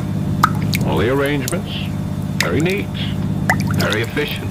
Thank you. And now I should like to drop you at your destination. My hotel? I was thinking perhaps that you would be going to the American Embassy. There to call your superior in New York, Chief Gordon, and verify the information that I have given you.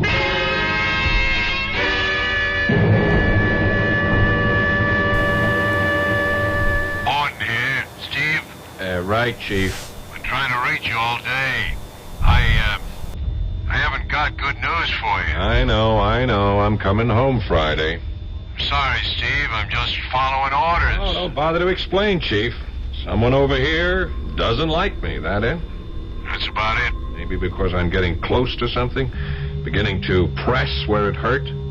Well, if you want it straight, we got the info that you're having a big thing with a certain Miss Helene Frayne, spending government bread on her fancy restaurants, things like that. Yeah, no mention of Orestes Colodinos in all the memos on me. No, not a thing. Marvelous. It's simply astounding how that overweight olive salesman can be everywhere at the same time. Wield influence strong enough to get our government to back down and still not show himself. Steve, I'm sorry. Yeah. I'm not fired yet, am I? No, not yet. It's nice to know where you stand. I'm still employed until Friday. That gives me 3.5 days. I'll do what I can for you, Steve. Thanks, Chief.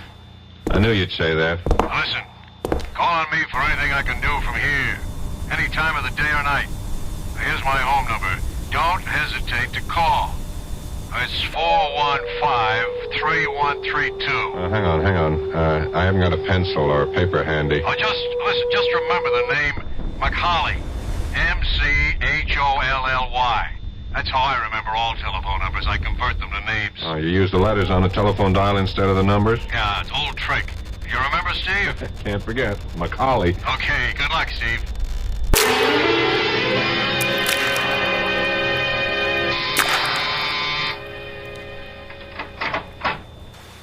Steve, darling. Hi, Helene. Oh, come in. Come in, let's shut the door. Oh, I called you all day yesterday. I left messages. I was in jail. Jail? Yeah, I ran into the buzzard who hit me that night. Oh, that night? Yeah, I was making that overseas call in the Gare du Nord when I noticed him getting into the booth next to mine. What a coincidence. That was no coincidence. Someone knew I was to be there at 3 o'clock and tipped him off. I hit him, and the gendarme... Say, you've been packing. Are you leaving Paris? Well, that's what I wanted to tell you. We're flying to New York on Friday. Friday? I'm going back on Friday, too. Flight 225, international. You're kidding. Oh, that's our flight. Oh, Steve, that's wonderful. Oh, we'll have 6 whole hours together. Speaking of coincidence. I'm beginning to wonder if it is really that, or if someone isn't programming my whole life to suit his own wishes. I don't understand you. I'm just talking to myself. You're going to be a wee bit overweight, Elaine. All these boxes and packing crates, are they going with you? Oh, heavens, no. We'll just carry suitcases. This'll all be sent by freighter. Oh, I see. Ship via SS Andreas Bordeaux. Oh, is that a French ship, Elaine? No, I wouldn't know. Harrington made all the arrangements. Oh, speaking of your brother, how's his little swindle going? I'm afraid that it's all been settled. He sold it, eh? Well, he seems to have a great deal of money on him. And Auntie's out shopping at the most expensive couturier in Paris. What about you, Elaine? I couldn't do it, Steve. Couldn't turn them in. Oh, the whole thing's a mess. I feel helpless. Take heart. They may get caught yet. Wait till they try to collect. Oh, Phyllis. I am exhausted, utterly exhausted. One doesn't realize how tiring shopping for clothes can be. Oh, hello. You're Mr. Nash, Mrs. Starr. Oh, of course. Nash, Philip Nash. Now, where did we meet, young man? Right here, Phyllis. Not more than 10 days ago. And his name is Stephen, not Philip. Oh, yes. And? And he's the man I'm going to marry. If you'll have me. Will you, Steve? Will I? Darling, I thought you'd never ask.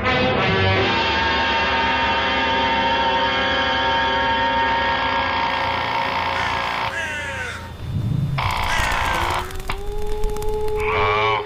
Chief, Steve. You know what time it is? Yes, 8 o'clock in the morning. Where you are, here it's just 2 o'clock in the morning. I just got to sleep an hour ago. I'm sorry, Chief. I had to call. It's urgent.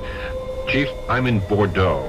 What the hell are you doing in Bordeaux? I'll explain it to you later. Just tell me this. You mentioned that Colodino's had varied business interests. One you mentioned in passing, shipping. Yes, he has. He owns 2 ships, both under Liberian registry. He uses them mainly for his olive oil company. Would the name of one of them be the SS Andreas?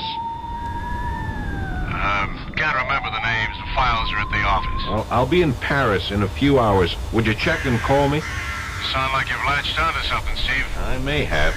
I'll tell you about it when I see you. I'm flying home this afternoon, remember? Yeah. If I have anything, I'll have you to thank. Thanks for the tip, Macaulay.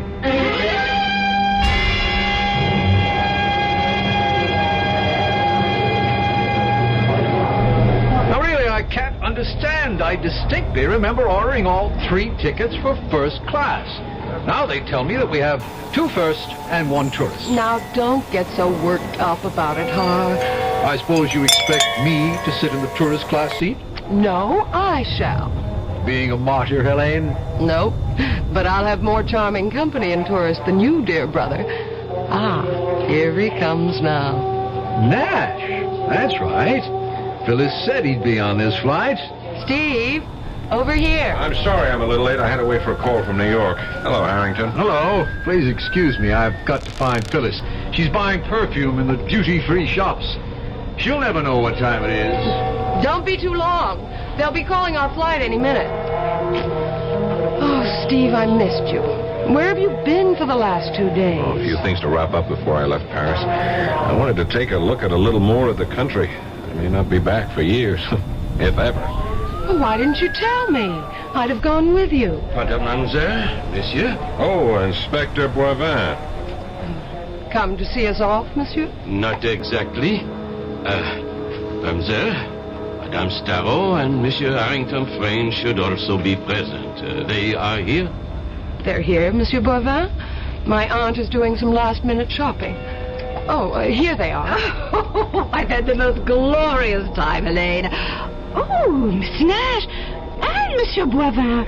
Well, I'm afraid I'm way over my quota. I have bought simply gallons and gallons. Madame, but we have very little time, and it is necessary that all your luggage be examined before you board. Be examined?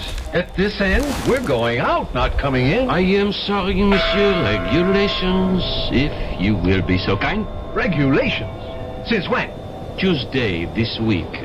All luggage must be examined before departure. Red tape, bureaucratic red tape. If you'd stop arguing, we'd be through it in a matter of minutes. Quiet, Harrington. Now, Monsieur Boivin, where do we go? Please, be so kind as to follow me. You too, Monsieur Nash. Through this door, please. Our bags are already on the plane. They were checked through. You will find that all your luggage is on that table, ready for examination. Now, the attendants will help you, but we should like you to open your own luggage. Who is first, dear? That's mine. Open, please. Now let us look inside the case containing your articles of toilet, monsieur.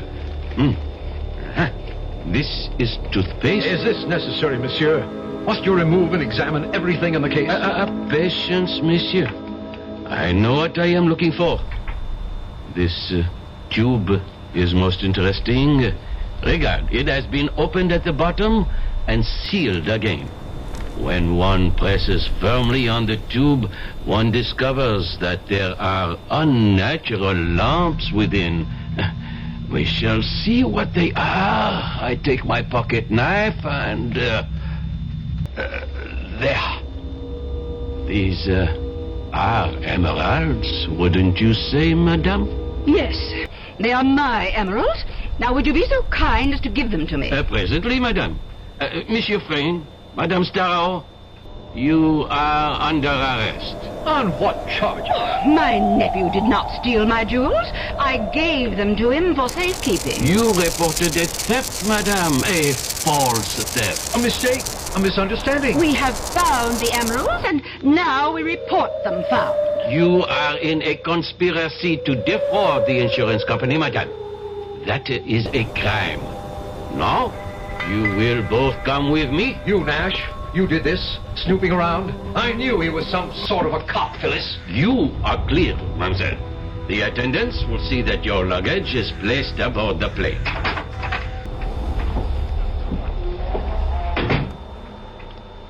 So you finally decided to do it, eh, Elaine? Yes.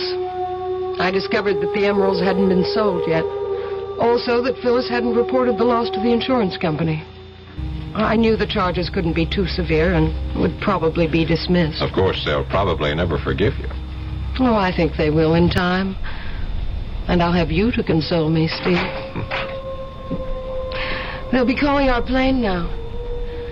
Too bad Phyllis and Harrington's tickets won't be used. Oh, look, there's Boivin. He's alone. I guess he sent them off to the Bastille. I don't envy them their visit. My experience was pretty bad. Will Mademoiselle Elliot Frayne come to information, please? Oh, you're being paged, Elaine. I can't imagine what it is. Elliot Frayne come to information, Let's please? find out. Come on. You have a message for me? Oui, madame. Elliot Frayne? Yes? Ah, oui. Oui, I have it here. Thank you. Merci. Oh, what is it, Elaine? You look worried. Nothing. Nothing, Steve. I've just got to make a telephone call that I neglected to... there's a booth over there. You want me to come with you? No, wait for me here.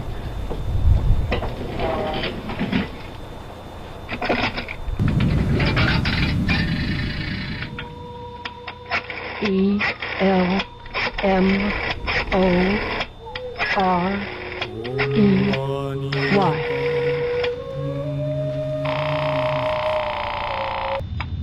Yes?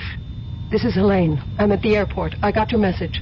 What message? A message of information. I was paged. What message? The usual. Call El Murray. You fool. You little fool. I sent no message. You've been trapped. You are caught. And so am I. They will be waiting when you come out of the booth. You have involved me, you stupid fool. Thank your American lover for this. You are under arrest, mademoiselle. Would you be so kind as to accompany me? Yes. Monsieur Nash, I leave the prisoner in your custody. Your plane is already boarding. You do not have much time. Thanks, Inspector. Steve, Don't cry. It can change matters. Steve, I won't try to defend myself. You were planted on the plane I came over on, weren't you? Yes. This whole business of the stolen emerald was a diversionary move, eh? Harrington and Phyllis would be caught and the police satisfied with the capture. This would allow you to slip through? Yes. It's true. It's all true. We were the clearinghouse. The crates we sent to Bordeaux. I know. Narcotics. The ship SS Andreas belongs to Colodinas. I checked it out. Sailed yesterday for New York. 12 gallon tins in the cargo contain heroin, not olive oil. They'll be found when the ship docks in New York. I wired ahead. I'm sure you have. Oh, this has all been a performance. A charming charade to throw dust in my eyes. No, that isn't entirely true. Come on, Elaine. It started that way, I admit.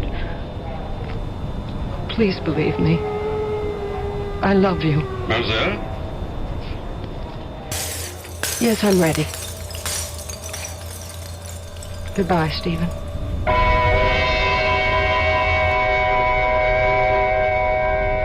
Steve stood there and silently watched the woman he had just begun to love being led away by the French police. For long minutes after she disappeared through the main doors, he stood there without moving. Finally, with an effort, he responded to the last boarding call for Flight 225. I'll be back shortly. Oh, sure. You can talk about good-tasting diet drinks, but I know. I'm Goldilocks, and here at my taste-testing laboratory, I taste-test them all. And nobody's been drinking my diet drinks until I tested sugar-free Diet 7-Up. And then, kabloomy! Every bear wanted some. Diet 7-Up is fresh, natural, delicious. Sugar-free Diet 7-Up. This one's just right. Pollution, crime, substandard housing. Law Day, May 1st, reminds us that if we don't like these conditions, our system allows us to do something about it. Through involvement like helping to register voters, campaigning, and voting, we all can help bring about change lawfully. With nearly half the population under 25, Law Day urges young America to lead the way. A public service message of the American Bar Association and your state and local bar associations.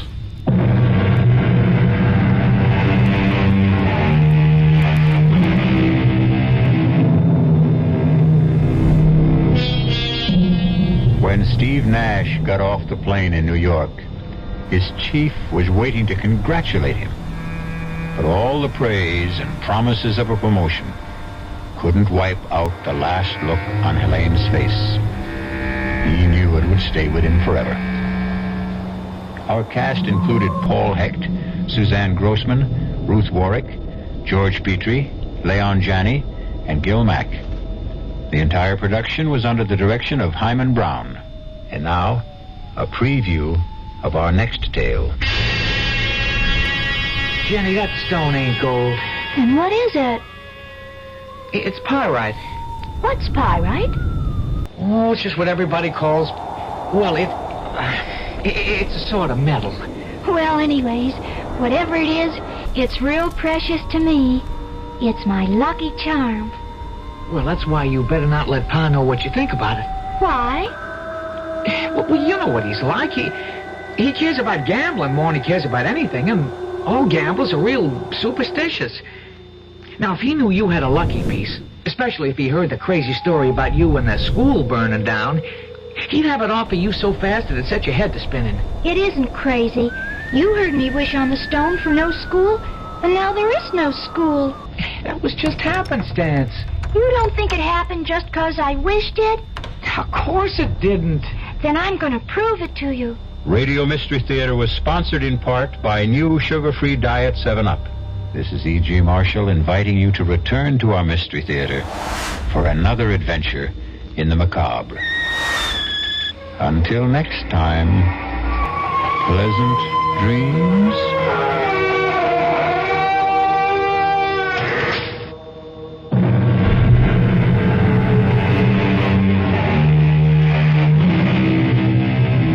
WDAF, Kansas City. RLD, the CBS Radio Mystery Theater presents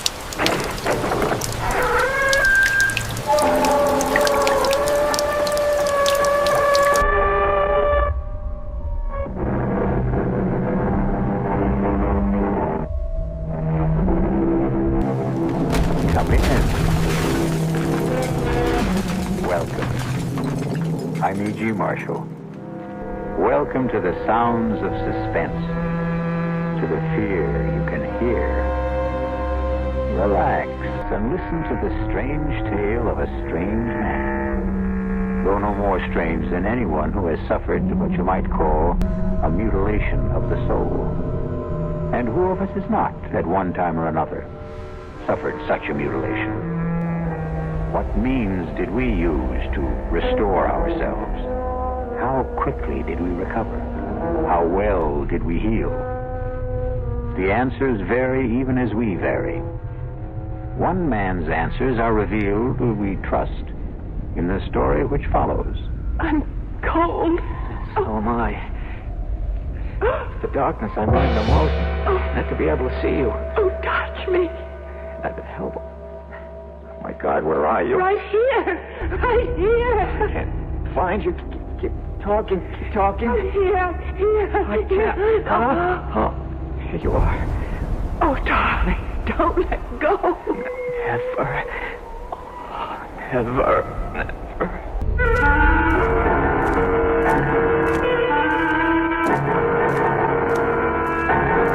Our mystery drama, The Deadly Hour, was written especially for the Mystery Theater by Elspeth Eric and stars Norman Rose. It is sponsored in part by Anheuser-Busch Incorporated, brewers of Budweiser. I'll be back shortly with Act One. In 1919, someone had a big idea. Let's help youth understand big business by starting them in small businesses of their own. And Junior Achievement was born. Each group elected a board of directors, chose a product, set up a production line, sold stock, and went into business.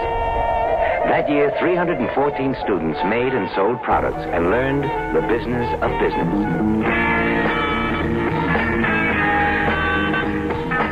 Today, Junior Achievement has grown to nearly 200,000 members. Junior Achievers are designing and marketing their own products and services, from cutting boards to printing. They're organizing sales efforts, writing marketing plans, calculating profit and loss. Running these small businesses helps Junior Achievers understand how big business works. Support Junior Achievement, where youth learns the business of business. Call your local Junior Achievement office. Hello. Hello, Mrs. Ken Driggs of Salt Lake City, Utah? Yes? Mrs. Driggs, my name is Ted Brown, and I'm calling for Campbell Soup. And we're calling ladies in the Salt Lake City area asking if they'd like to sing the Campbell Soup jingle. Come on, you're kidding. No, honest, I'm not. And if you sing the Campbell Soup jingle for me, why, I'd love to send you a case of Campbell's tomato soup. All right, but if I sing it and you don't send it, I'll be awfully disappointed. Well, you just sing it and you see. Okay, goes, good, good. That's what Campbell soups are, good. That was just marvelous, really. And we're going to send you a case of Campbell's tomato soup. You're kidding. I'm not kidding. How cold does it get in Salt Lake City, by the way? Below zero sometimes. But if you like skiing, you don't mind. Uh-huh. When it does get cold, good hot Campbell soup warms you up. Yeah, that's right. Now you enjoy yourself, you hear? All right. Bye-bye. Bye. The preceding recorded message was selected from random phone calls.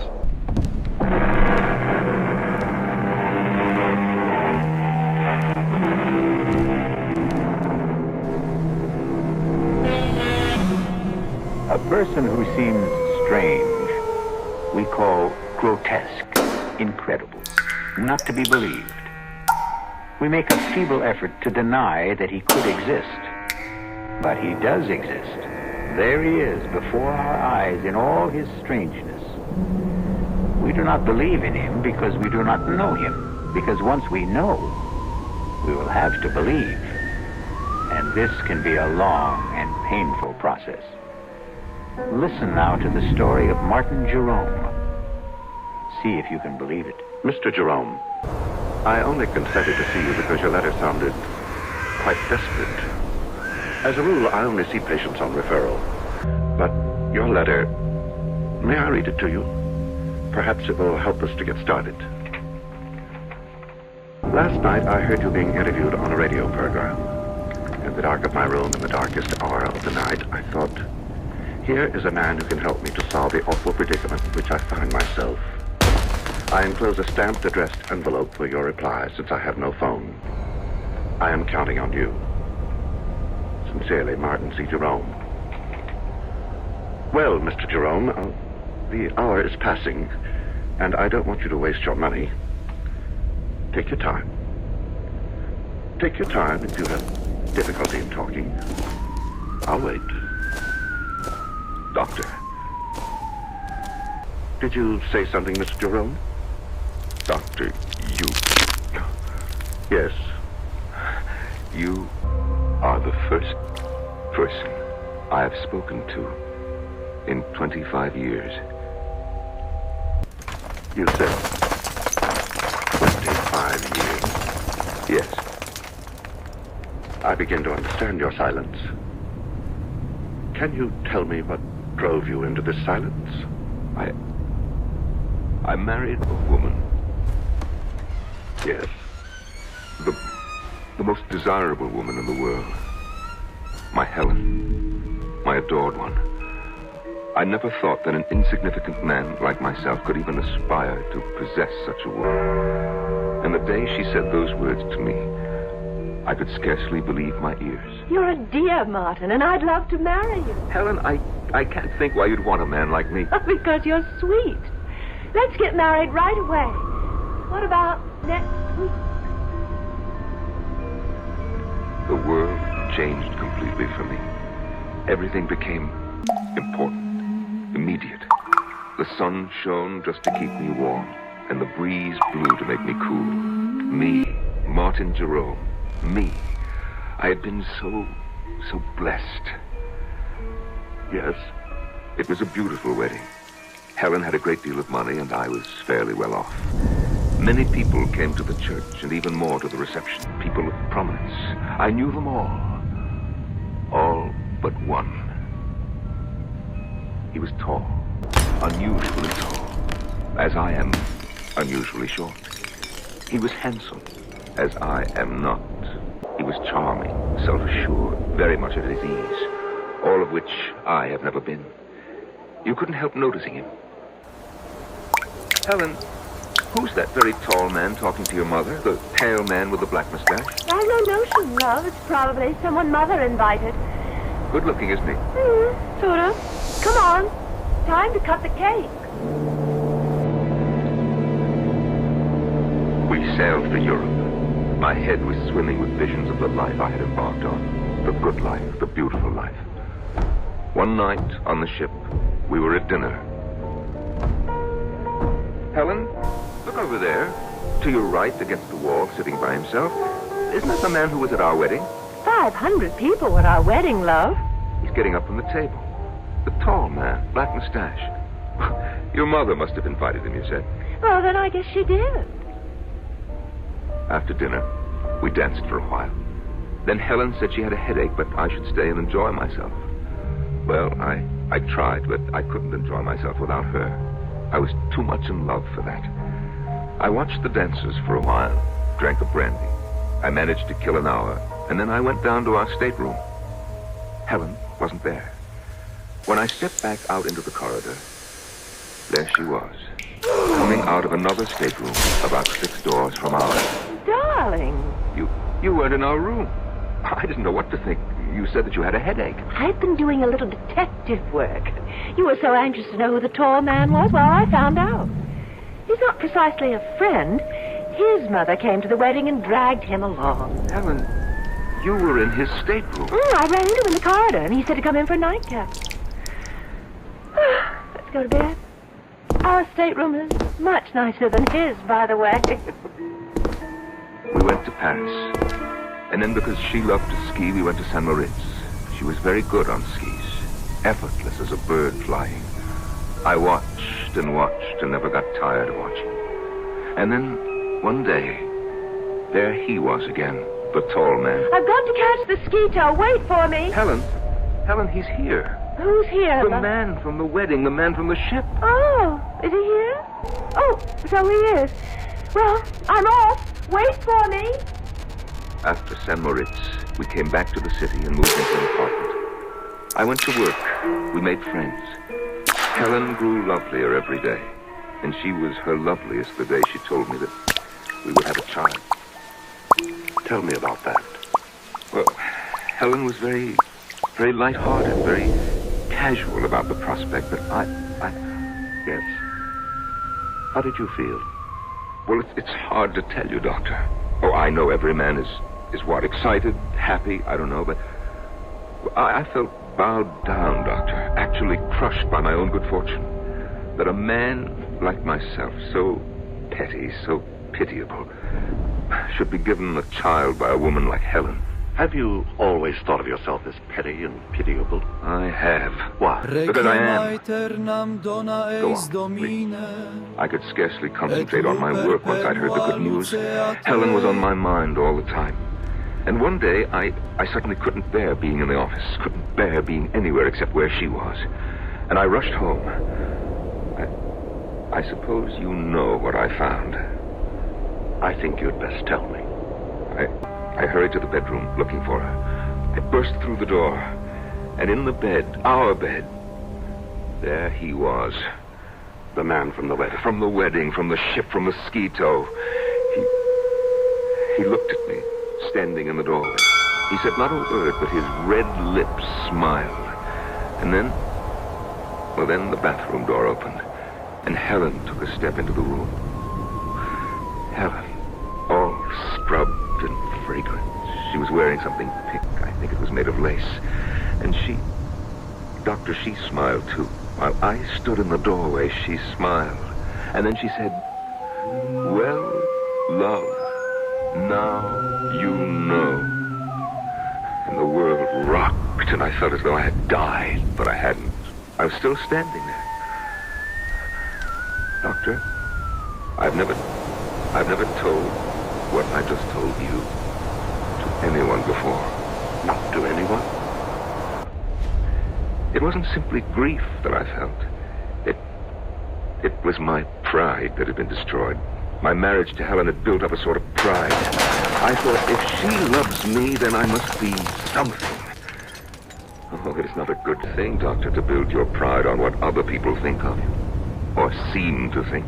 No, it isn't. So I cleared out. That was 25 years ago.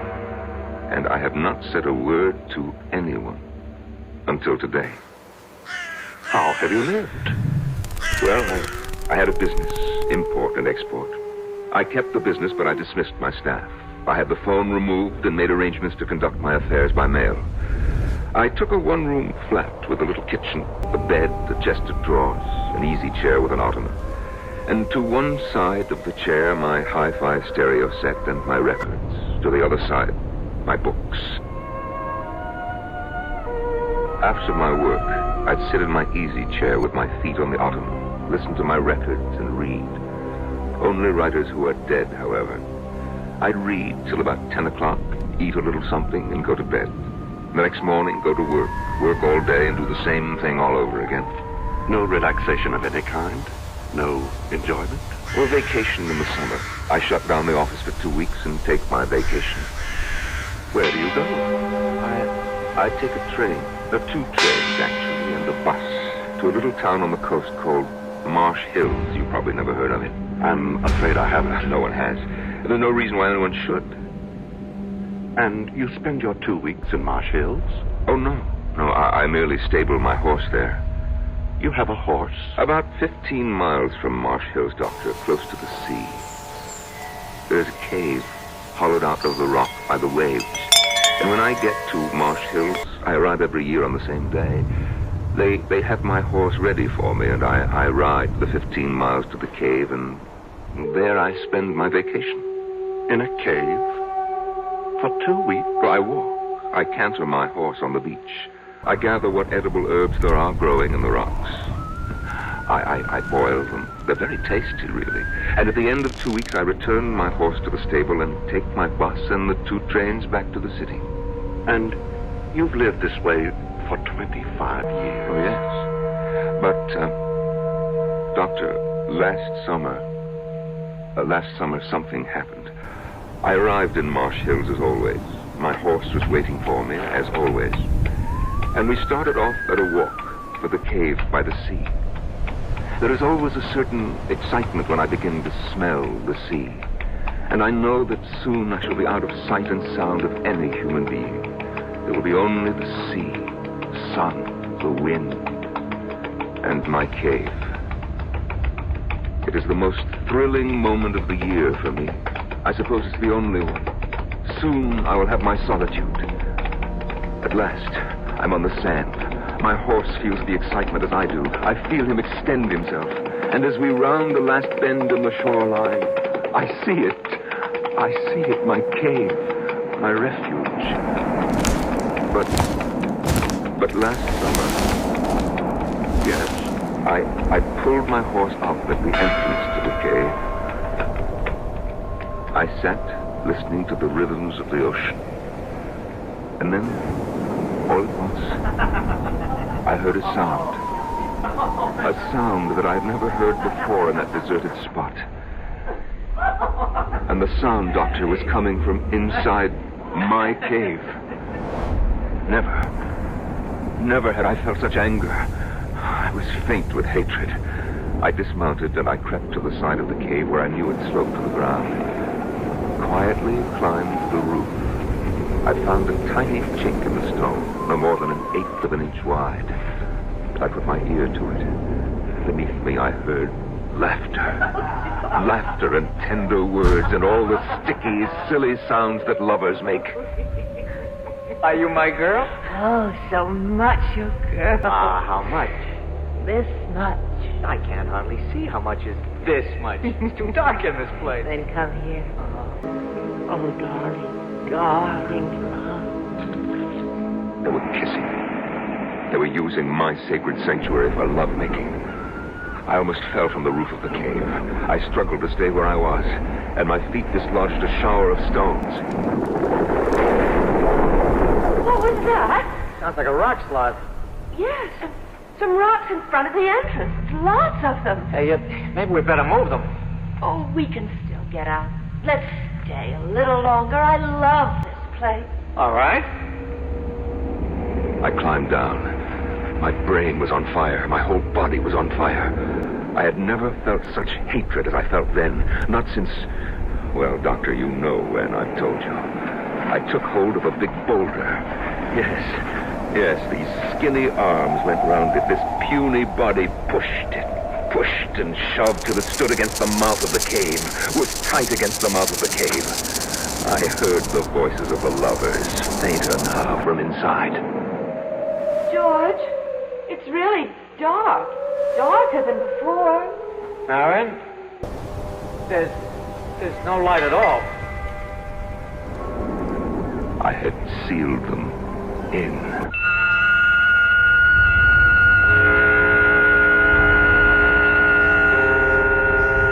What is darkness? It is the state from which we emerge, and it is the condition to which we return. We come from the darkness of the womb. We leave for the darkness of the tomb. In between is light and life. I'll be back shortly with Act 2. Some research experts say you can't taste the difference between beers. Well, if they're right, then Anheuser-Busch wastes a barrel of time Beechwood aging Budweiser. Only they don't think so. Brewing beer right does make a difference. And they're betting a bundle that you can taste the difference in Bud. When it comes to brewing Budweiser, the Anheuser-Busch choice is to go all the way because they still care about quality.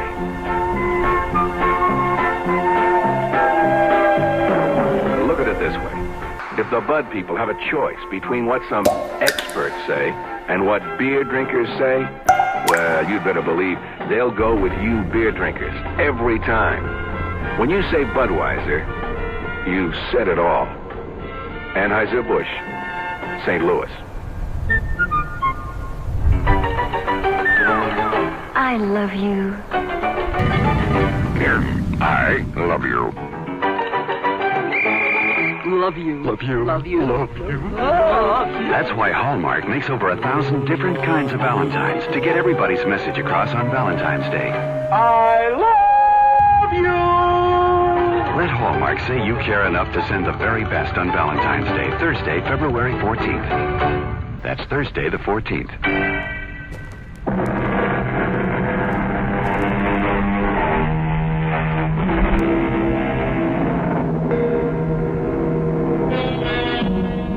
Marvin Jerome, 50 years old, has not uttered a single word to a living soul in 25 years. But now, in the office of an attentive psychiatrist, it seems the dear man can't stop talking. After I had pushed and shoved the big rock into the entrance to the cave, Doctor, I stood for a few seconds, panting from the exertion and oppressed by the silence. There was only the sound of the wind and the water. I thought of the lovers locked inside. What were they doing? What were they saying? I felt that I must hear their voices again, as though their words which had driven me near to madness were essential now to keep me sane. I scrambled back to the roof of the cave and put my ear once again to the narrow crack through which I could hear them. George, there was a little light before, now there's none.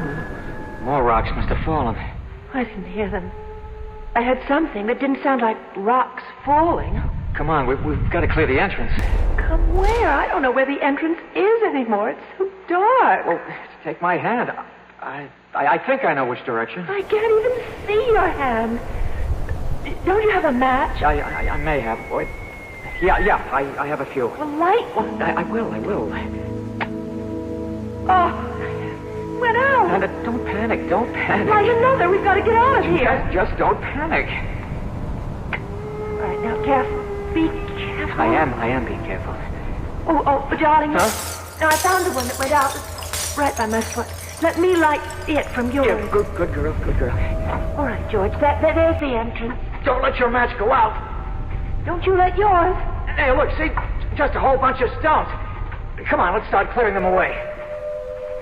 Oh, both matches went out. That's all right. We know where we are. We're right by the entrance. Come on, let's get started. George. What, darling? We will get out, won't we? Of course we'll get out. Now, keep working. Don't stop. At my listening post atop the cave, I heard them, so kindly toward each other, so reassuring, so united in their purpose. I pressed my ear closer to the crack in the cave's roof. I was frantic to hear every word. George, it isn't getting any lighter. Shouldn't it start to get lighter? Yes, it should. Oh, why doesn't it? How should I know why? I'm sorry, darling. That's all right. Marion. What, darling?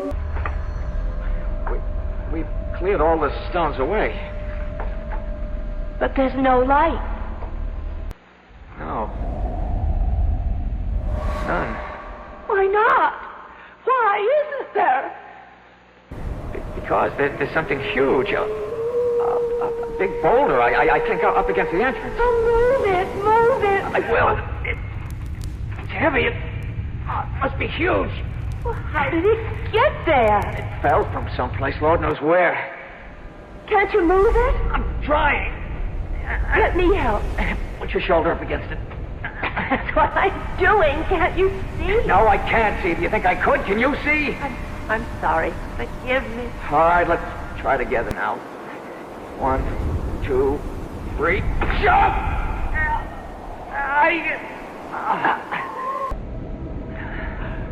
I don't think we moved it at all. No, not a centimeter. Darling, You know what the trouble is? We're tired, that's all. Clearing away all the stones just took our strength. You haven't had anything to eat since this morning. We need to rest for a little while. Then we'll be able to move it. Oh, you're probably right. So let's lie down right here by the entrance so we know where we are. First, I want to light a match. Why do you want to do that? I want to look at your face. Oh. Light it. This is the face I love. This is the face I love. It's dark again. No matter. When we wake up, we'll find our way into the light. Sleep now, my darling. The thought of them lying there. No, the vision of them, for I could see them. The image was so strong. The two of them pressed close, their arms entwined, their hands clasped. The two young bodies fitted so tightly together against the dark and the cold. The nameless memory crowded in on me, and I knew what it was I remembered and would not name. And it was love. Love. It was love that I remember. I'm sorry, Doctor. For what? For crying like this. If there is anything to be sorry for, it's that it took you so long to cry. All I really know is that when that word came into my head, the word love, I shrank from it as though it was tainted, poisoned. Yes. And then? Then, Doctor, I climbed down, I got on my horse and rode back to Marsh Hills. I took the bus and the 2 trains back to the city. You what? I opened up my office, I took the dust covers off the furniture in my flat, and I resumed my old routine. Didn't you ever think of them? I'd shut them out of my mind, just as I'd shut them in the cave. You didn't worry about them or anything? Well, they had each other. Mr. Jerome, I have to tell you, I can't help being shocked. Forgive me. Go on. Well, after a while, the old feeling of loneliness came back. You see, I missed them. Missed them? Yes, it may sound strange. Indeed it does. I began imagining what they might be saying to each other. I couldn't know for sure, of course, but I imagined. I'm cold. So am I. I'm hungry. I can't find you. Keep talking. Keep talking. I'm here. I can't. Oh, there you are. Oh, darling, don't let go. Oh, never. Never. I invented their conversations, of course, but I was fairly sure my inventions were accurate, or nearly so.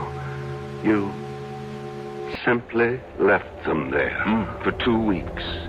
And then I was suddenly seized with the desire to hear their voices once more, before they were silent forever. I closed the office, closed the flat, took the 2 trains and the bus to Marsh Hills. They were surprised at the stable to see me back again so soon, of course, but they saddled my horse and I set off for the cave. The old excitement came back when I started to smell the salt air. There was the familiar thrill which I had looked forward to each summer for 25 years, till they had invaded my kingdom by the sea. Such a tiny kingdom, a cave no bigger than a tool shed, with no comforts, no conveniences, and they had taken it away from me. On the sand at last, we round the last bend, and I see it. My cave, my refuge. And even from a distance, I can see that the big boulder still stands wedged into the entrance. What did you do then, Mr. Jerome? I dismounted. I climbed to the roof of the cave. After all, I had made the long and rather arduous trip to hear their voices once more. If I could, I crouched down. I put my ear to the narrow crack. And were they still alive? Oh, yes. Yes. Weak, of course, but alive. Oh, yes, they were still alive. Are you all right, George? Yes. Are you? I'm all right. If we only had something to eat. Anything. Don't think about it. You think there's any use trying to move that big rock again? No? I guess you're right. Well, we've got about a third of the energy we had to start with. We better save whatever we've got. Save it for what?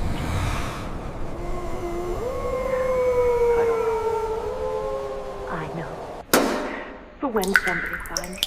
It's possible. Isn't it? For somebody to find her? Of course. Okay, like I'm thirsty. Can you find the place where that trickle of water runs down the side? I think so. Feel along the cave wall to your right. So black in here. You should be there by now.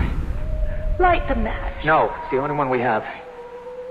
George, wasn't there sort of a ridge, an indentation where the water trickled down in some moss? That's right. And I think I found it. Oh, good. There's no water. There must be. There isn't. Then you're in the wrong place. Then you find it. You're so smart. I know exactly where. It's about here, right? Remember this. It ought to be right here. Yes, it ought to be, but it isn't. It ought to be, but it isn't. Marion, shh. No food. Now there's no water.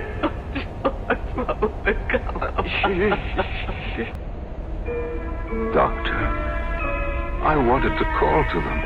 I wanted to say, wait for rain, because as soon as a good rain came, the water would start to trickle down the cave wall again.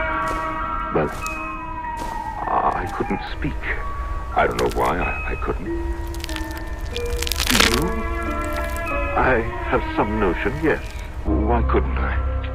I'd rather you told me the rest of the story first. All right, Doctor, if you say so. Well, they must have gone to sleep after that. I think they probably slept a lot.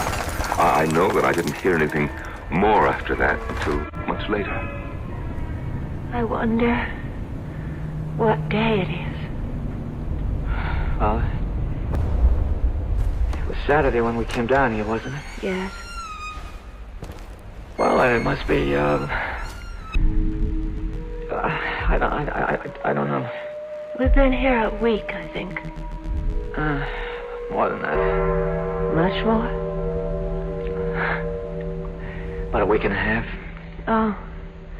You think it's Wednesday? Or? I think so. If it's Wednesday, then we've been here 11 days. Something like that. What difference does it make? I just like to know, that's all. Oh, don't be angry, darling. Doctor, I had the craziest impulse to whisper to them, it's Tuesday. I almost laughed. Why do these ludicrous ideas come into our heads at the weirdest moments of our lives? Perhaps it wasn't as ludicrous as you thought. Well, of course it was. I was there to watch these people die. Listen to them die is more like it. And I still wanted to tell them what day of the week it was. If that's not ludicrous, I don't know what is. Tell me, what happened next? I went to sleep on the roof of the cave. After the sun came up in the morning, I got a sandwich out of my saddlebag and a flask of brandy and sat on the sand for a while, watching the ocean. And then I went back to my listening post. George. Yes? I'm going to try walking around a little. Oh, Lord. This darkness is driving me mad. No, it's not. No, it's not. Let me have a match. No. Oh, give it to me. I won't. What was that? heard something. I stumbled over something. Well, look for it. Fish That's around. what I'm doing. Got it. Well, what is it? Feels like a little sort of a pan. Pan? Well, about 5 inches wide. Enamel, I think. Feels like enamel. It's a little pan to cook things in, the sort of thing campers might use. Wait. That means somebody's been here before. And that means whoever was here could come back. Or somebody else could. I mean, this cave is a place people come to. We're not the only ones. We're not the first. Other people have... They'd stumbled across the little enamel pan I had used to boil my herbs in. I couldn't bring myself to speak to them, but I took a packet of messages, the cardboard kind, and I wrote on it, I am here. Just that. I am here. And I slipped it through the crack in the roof of the cave.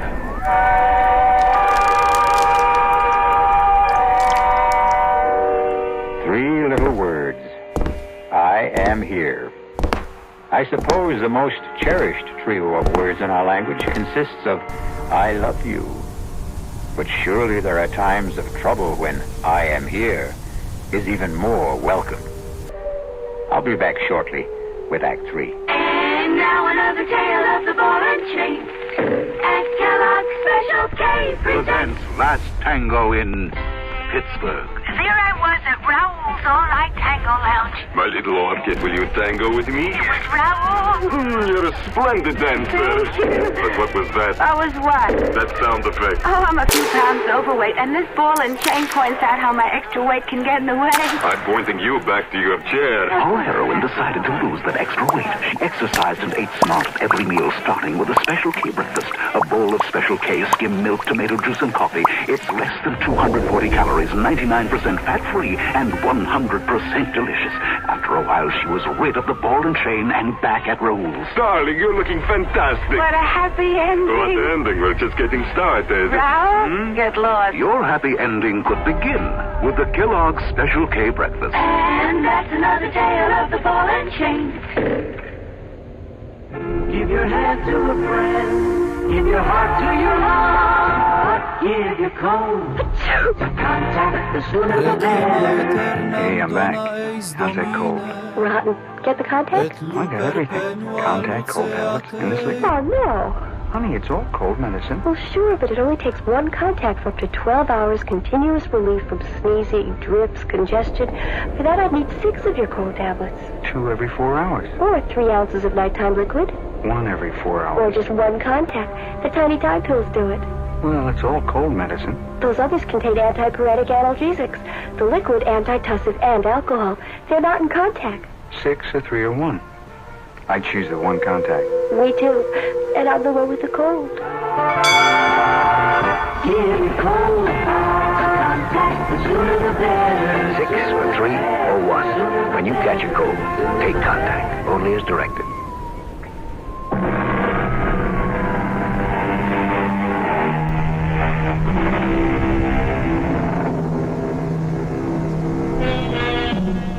It is the disease of not listening, the malady of not marking, that I am troubled withal.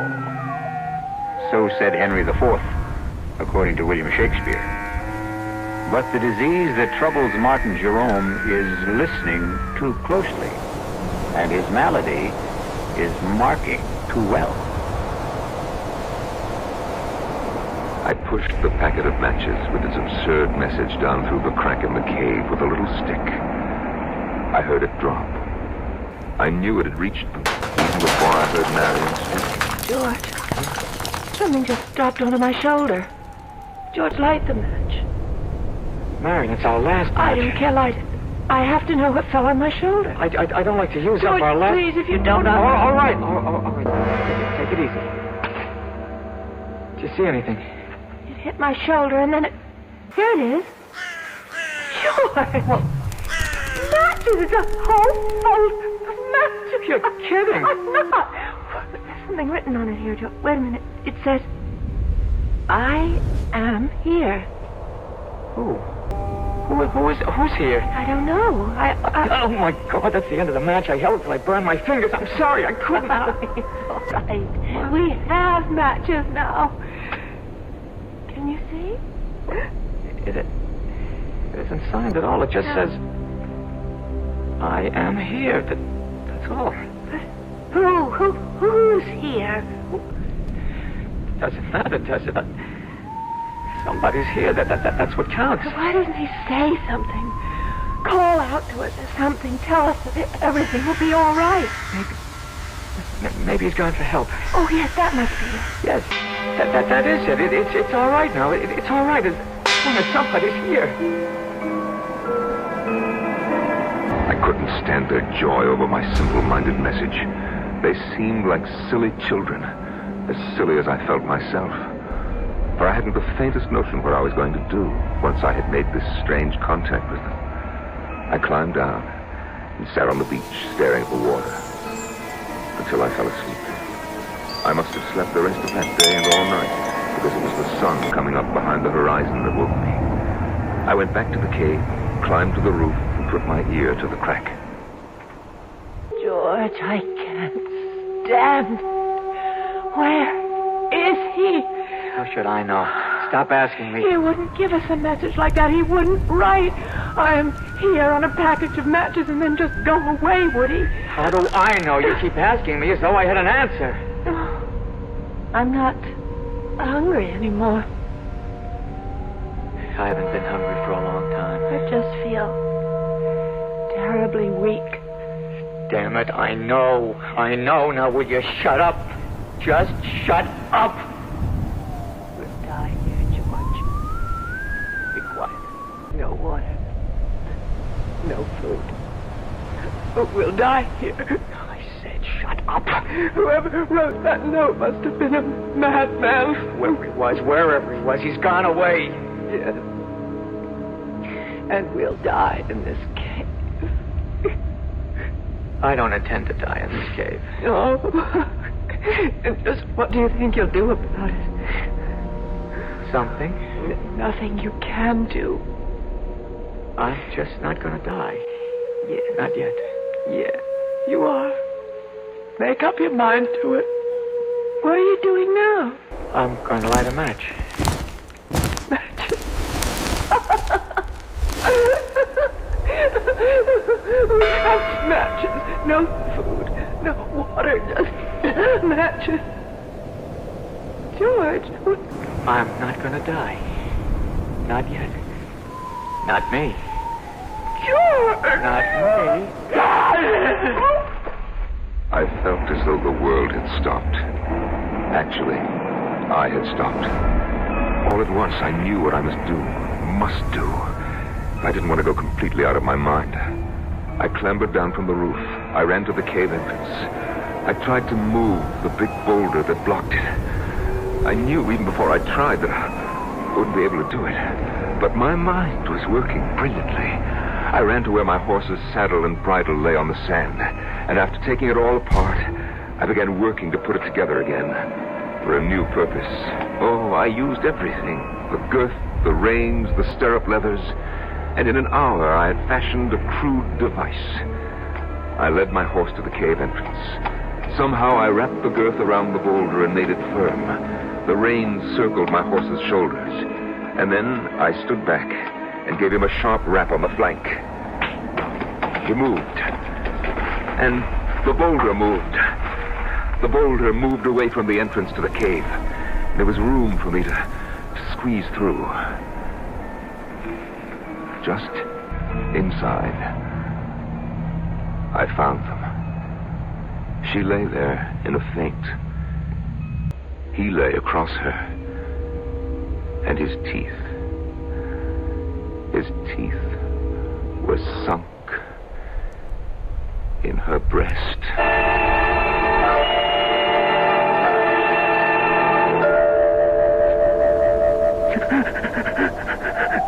Mr. Jerome, would you like to wait till another time to tell me this? No, I must tell it to you now. I carried their bodies out and I put them on the back of my horse. I threw a halter over his head and led him the 15 miles to Marsh Hills. It took all day because I stopped every hour to be sure that they were both breathing. There's a doctor in Marsh Hills, and I left them on his doorstep. I rang his bell and fled. The next day, I waited outside the doctor's house until I saw an ambulance drive up and take the young couple away. They were able to walk, so I knew they were all right, or soon would be. I went back to the city, but not before I had memorized the name of the hospital, which was printed on the ambulance. And from the city, I wrote to the hospital. I pretended to be a concerned relative. They answered me. They said that the girl, Marion, had already been discharged, but that they were keeping the young man for a few days more. They would let me know when he could go home. And they did let me know. I remember it was on a Sunday. And as he walked out of the hospital, I was waiting for him. He didn't seem at all surprised to see me. I took his hand. He came with me quietly. We boarded the bus. We took the 2 trains, no trouble at all. And when we got to the city, we went to my flat. He undressed, bathed, and we got into my bed. And he went to sleep. That was, 6 months ago, Doctor. And he's been there with me ever since. He's all right. Oh, he's very well. I sleep on the floor now. He sleeps in the bed. I cook his breakfast, come home from the office and cook his lunch. And, of course, I make dinner for us both at night. And, we listen to music. I read a book, but he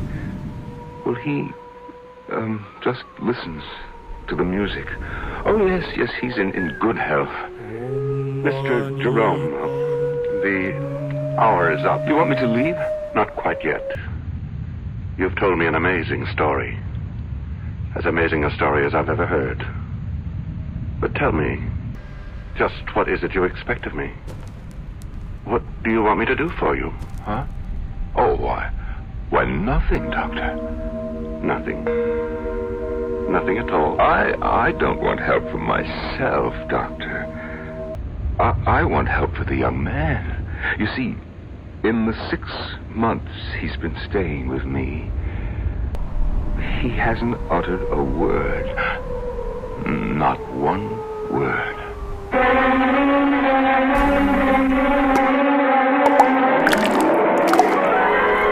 Go see the doctor, young man. Yes, George, he can help you to unburden yourself. He will make the words pour out in full confession, and you'll feel the better for it. Why, look what he has just done for Martin Jerome. As the deadly hour passed.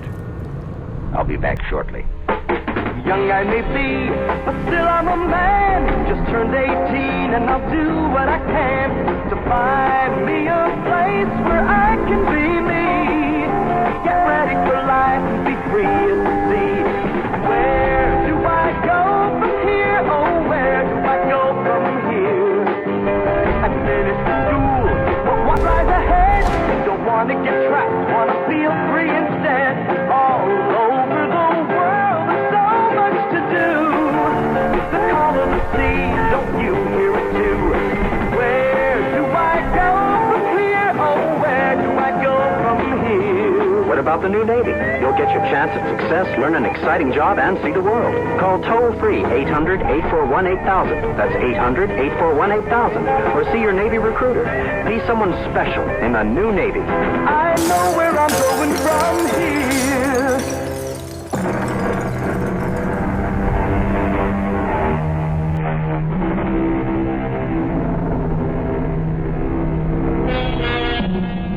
You've heard of the 7 wonders of the world?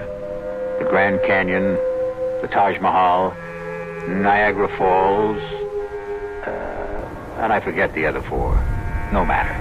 Because they are simple things compared to the human mind in all its deviousness, all its twists and drifts. Why, I could sit in wonder at the human mind for the rest of my life. Our cast included Norman Rose, Marion Seldes, John Barragray, and Jack Grimes.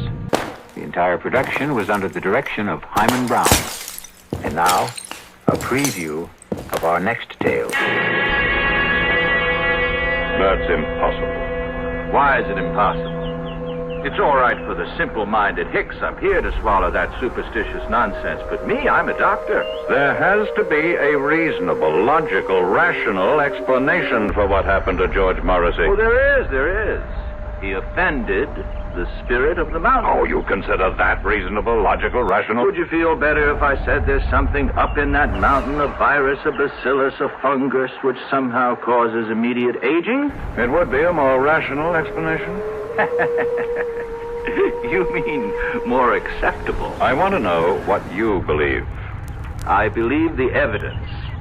If you go up there, you can die. Radio Mystery Theater was sponsored in part by the Kellogg Company, makers of Kellogg's Special K cereal. This is E.G. Marshall inviting you to return to our Mystery Theater for another adventure in the macabre. Until next time, pleasant dreams.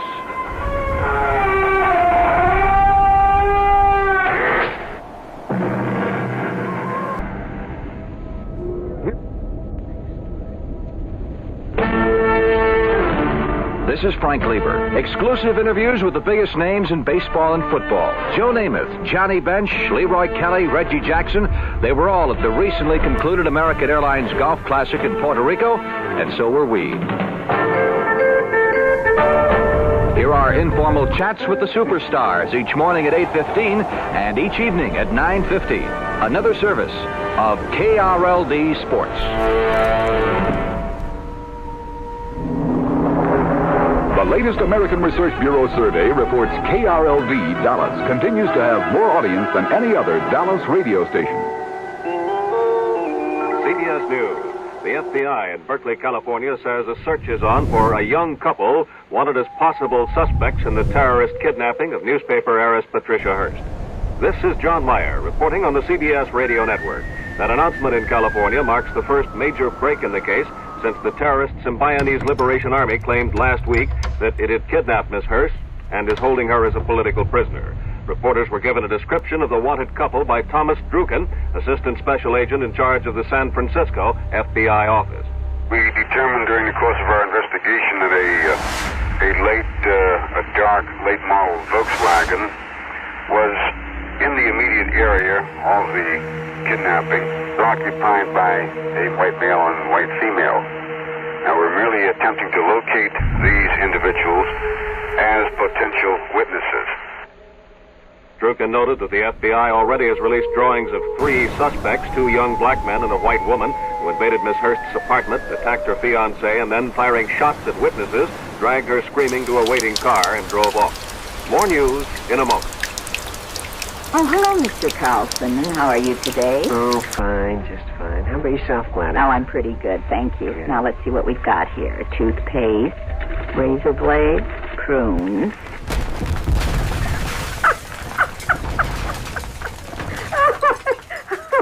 Something wrong? Can we have a replacement checker for Gladys on number 5, please? There are still a lot of people who laugh at prunes. But now, quite a few are finding out how good they really are. Because pound for pound, prunes have 8 times the vitamin A of the leading fresh fruit. And more iron, niacin, and vitamin B2 than the 5 leading fresh fruits. They're also a great natural source of quick energy. Oh, I'm sorry to keep you waiting, sir. I'm taking Gladys's place.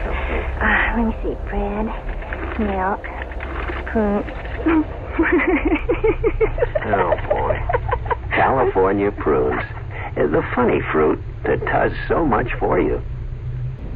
Radio Baghdad says warfare has broken out between Iraq and Iran with troops, heavy artillery, and tanks engaged in fighting along the border.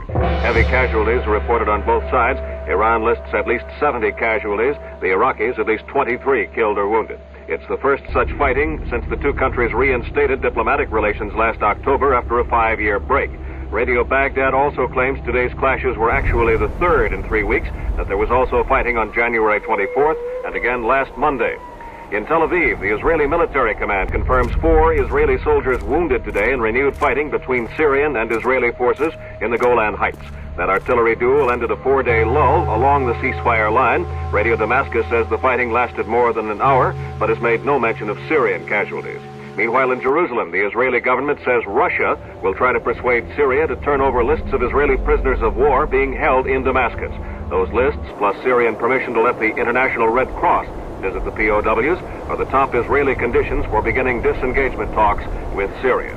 In Amman, a Jordanian army spokesman confirmed today that the Nixon administration has supplied that Arab country with the most sophisticated portable anti-tank missile in the U.S. arsenal.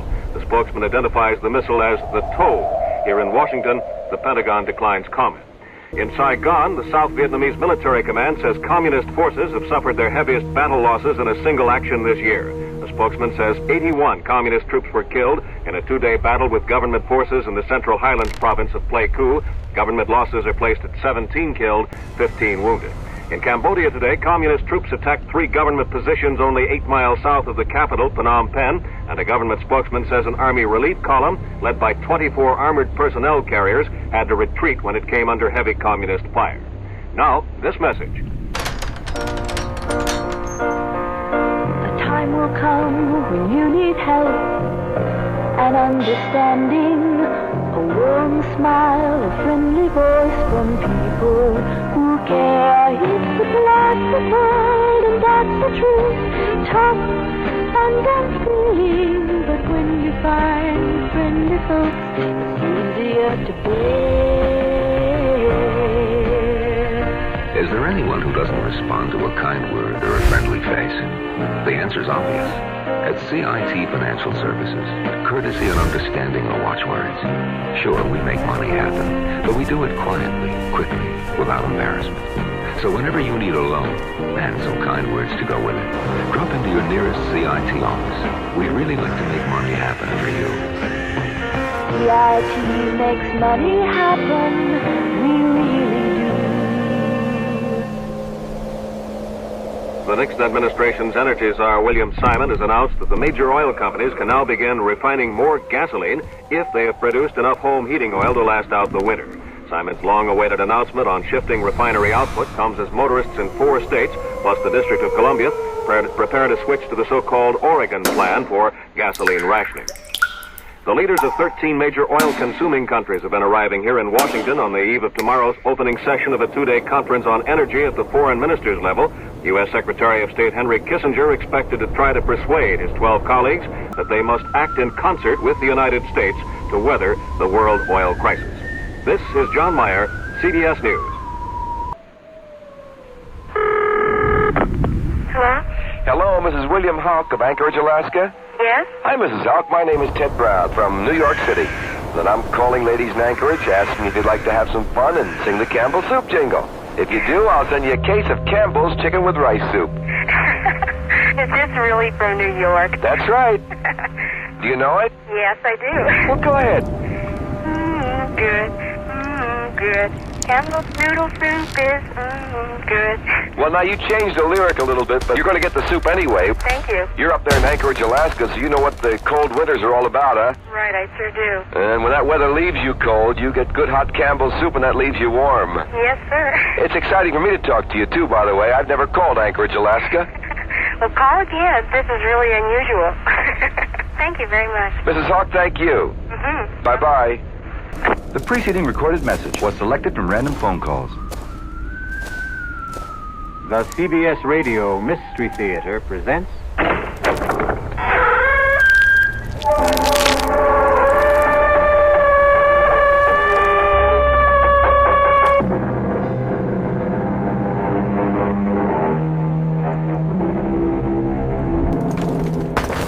in.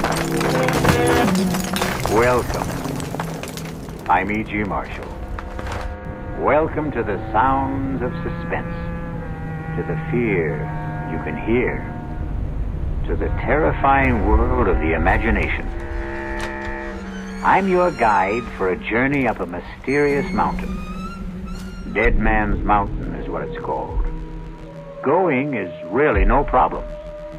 It's coming down that separates the living from the dead. Doctor, a man simply cannot age 40 years in one night. I wish I knew what to tell you, Mr. Johnson. I saw George last evening at dinner. He was 35. This morning, he's close to 80. How could that happen? He went where he had no business going. Up Dead Man's Mountain. Is there some kind of disease up there? Some germ? Some virus that can age a man? None that is known to science. Then how do you account for it? Probably the Indian legend is correct. Some evil spirit up there hates to be disturbed.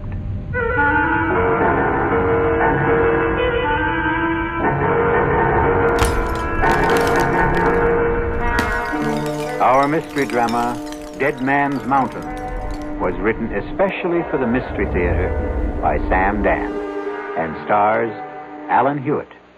It is sponsored in part by the Kellogg Company, makers of Kellogg's Special K cereal. I'll return shortly with Act 1. Hi, son. Hi, Mom. Hi, Dad. Hi, Junior. Kellogg's Special K presents Junior Gives Up. Junior, why aren't you eating your Special K? It's your favorite cereal. Oh, just 'cause. Just 'cause why, honey? Just 'cause Darla said some evil things about it. That's just 'cause why. Hi, Mom. Hi, Dad. Hi, Darla. Hi, Sis. Hi, Junior. Darla, what did you tell Junior about his Special K? Daddy, all I told him was that Special K is good for him. Yeah, and anything that's good for me never seems to taste good. But, Junior, you already know that Special K tastes good. Who do I believe? Darla or my taste buds? What's that, son? Oh, nothing, Dad. Son, Special K is America's favorite high-protein cereal. It's got minerals, vitamins, iron, and all those good, nutritious things. But it got to be so popular over the years because it tastes good, too. You mean it's good for me and tastes good, too? Right, son. Right, Dad. Right, Junior. Right, Mom. Right. Right, indeed. Start your balanced breakfast with Kellogg's Special K. It's nutritious and delicious. Right, Dad. When occasional heartburn or acid indigestion is combined with a gassy, foolish feeling, that's what we call gassed indigestion. Digel is made for gassed indigestion because Digel is different. It does more than plain add acids. Digel reduces excess acid while its patented simethicone gets rid of trapped gas fast. Use only as directed. Digel for gassed indigestion. No plain add acid can do what Digel can. Was I embarrassed? Even though I used an adhesive on my dentures, they still came loose during dinner. And when I had to... This denture wearer should change to Cushion Grip, a soft, pliable thermoplastic adhesive that even hot or cold liquids can't dissolve. That's why Cushion Grip lasts and holds dentures much longer than ordinary powder, paste, or cream adhesives you often must apply 2 or 3 times daily. For new, long-lasting security, new comfort, change to Cushion Grip.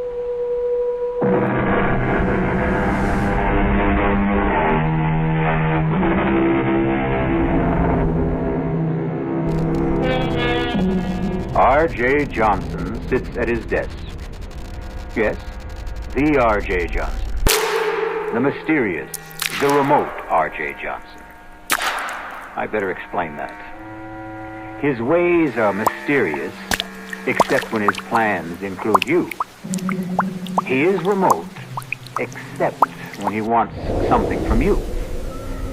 Then his presence can become an overwhelming reality. Some say R.J. is the richest man in the world. Some say he's the second, the third, the fourth richest. Does it matter?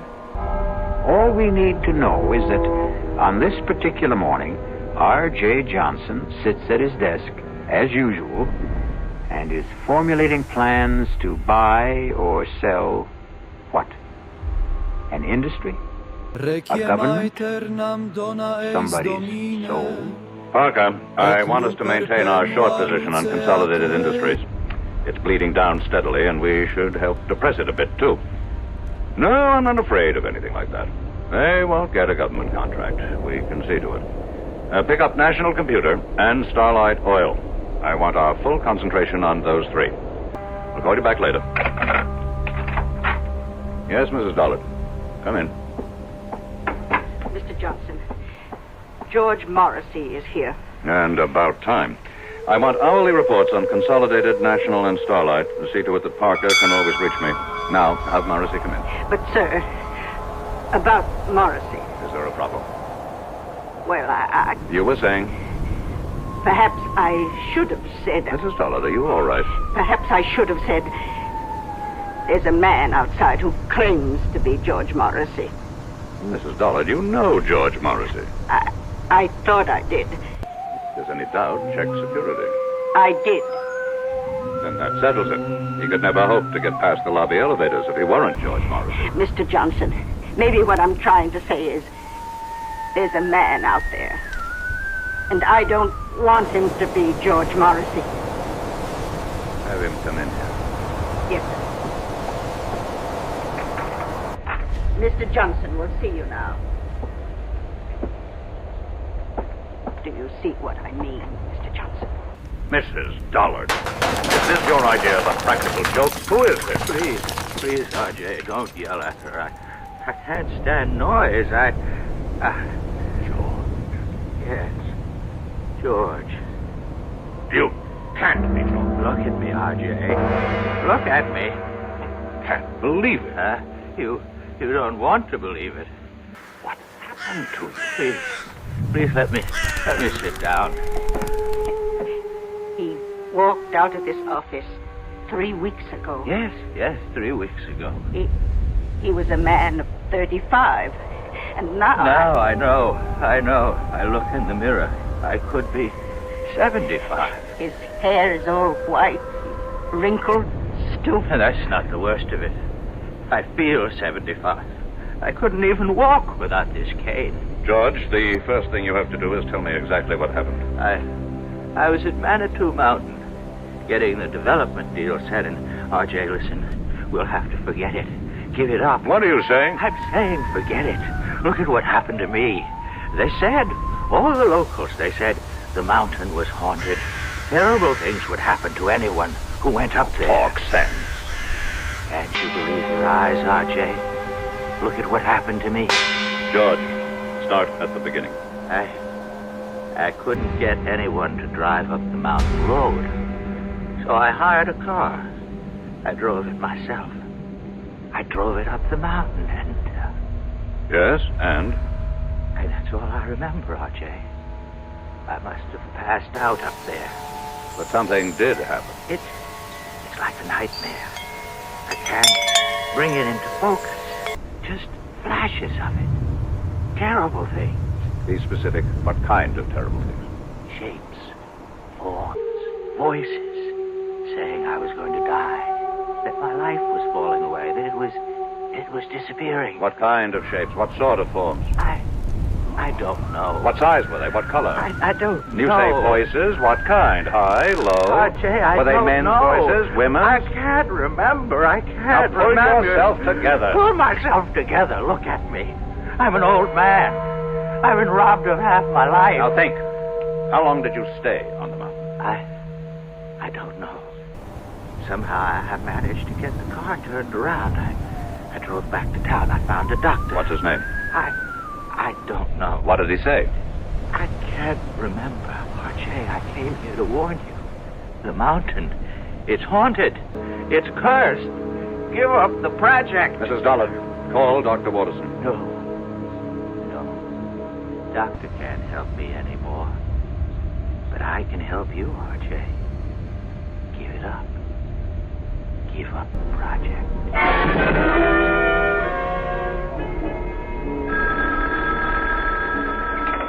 Dr. Waterson? Yes. Keep him on fluids, and whatever you do, see that he remains absolutely calm. That was the resident. About George? No change in his condition. Have you checked the local doctor? The one who saw him first. We called him. He reports he treated a man of about 70 for exhaustion. That's all you could get out of him? That's all he had to say. And what have you got to say, Doctor? We find that George Morrissey has the physical signs of a man in his 70s. But you know very well he is not in his 70s. Chronologically, no. Medically, yes. Is there a disease that could age a man so radically in so short a time? I would say a man could be ravaged by some psychic or physical attack, but here we have no signs of trauma. His tissues, organs, nervous system, circulatory system, They show the deterioration that could only be caused by aging. Let's cut through all this, Doctor. How did it happen? We don't know. You don't know. Am I supposed to buy this nonsense about a haunted mountain, curses, and all that? I don't have the answer, R.J. Watterson, over the years, I have contributed millions for medical research. I bought this whole hospital for you. So, are you telling me that now, when I need some answers, I'm not going to get anything for my money? I'm telling you that we have no answers at this time. Is it possible that George could be faking? Why should he want to fake? Answer my question. The answer's no. I want to see him. He's very weak. Is it important? I don't make unimportant requests. Well, just for a minute or two at most. And please, don't excite him.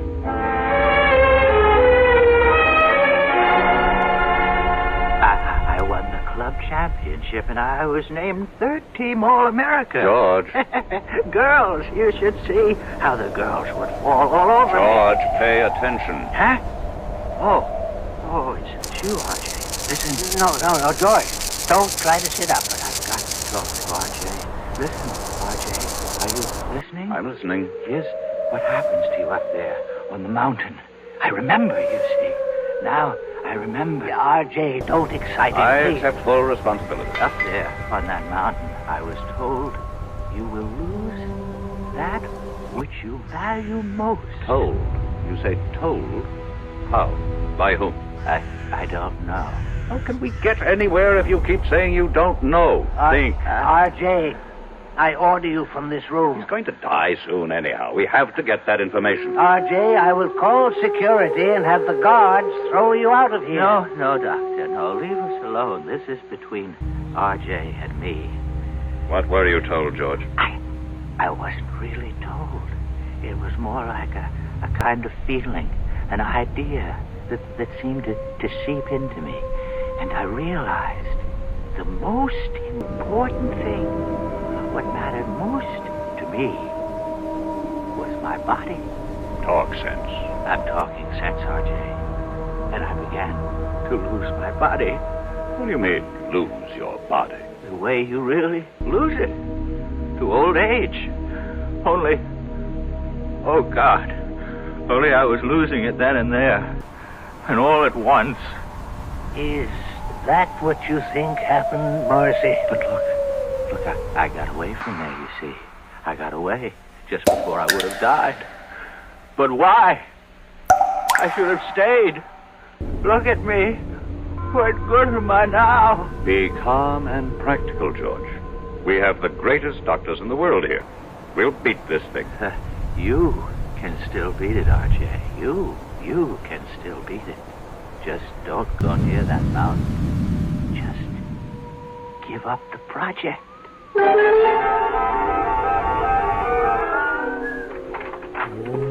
You wanted me, Mr. Johnson? Has Parker called while I was out? Yes, sir. He reported in.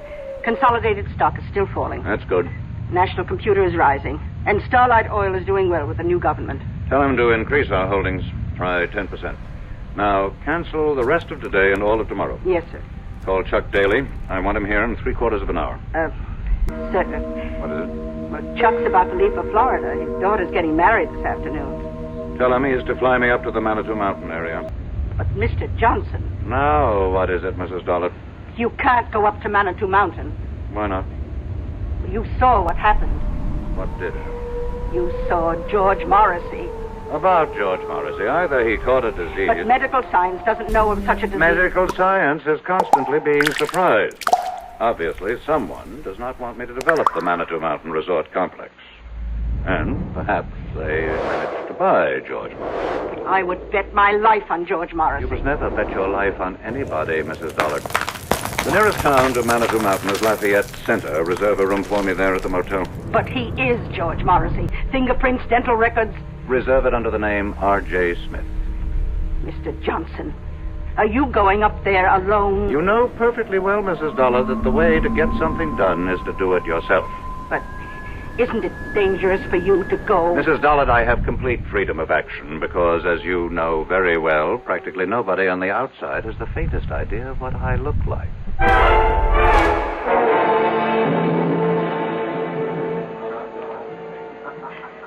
How many days do you plan to spend with us, Mr. Smith? Well, that all depends. Oh? On what? Do you suppose I could hire a car and driver? Oh, let's see. I have some cards here. Pick out any name. Tell him Doris Evans over at the motel recommended you. Do you mean I need a recommendation to hire a car? Well, it's deer season. Can't expect a man to concentrate on his business. I would think you can if you pay him and he recognizes his obligation. Well, I can see you're a very serious-minded person, Mr. Smith. What brings you up to our frivolous part of the world? I intend to do some sightseeing. Sightseeing? Well, I hear you have some very beautiful country. Oh, yes, we do have a lot of very beautiful country up here. Wild, unspoiled. And we aim to keep it that way, too. Tell me, is there a doctor in town? Oh, I hope nothing's wrong. Wouldn't want you to get sick on us while you're here. No, I should just be checked every now and then. Oh, well, we do have Doc Stallings. Does he have office hours now? His office hours are when he's not hunting or fishing. But I think he'd give up a chance at a 12-point buck for you. Why? Well, he doesn't get an opportunity like this every day. To do what? To treat the world-famous R.J. Johnson. See. How did you know I'm sorry. Really, I shouldn't have given it away.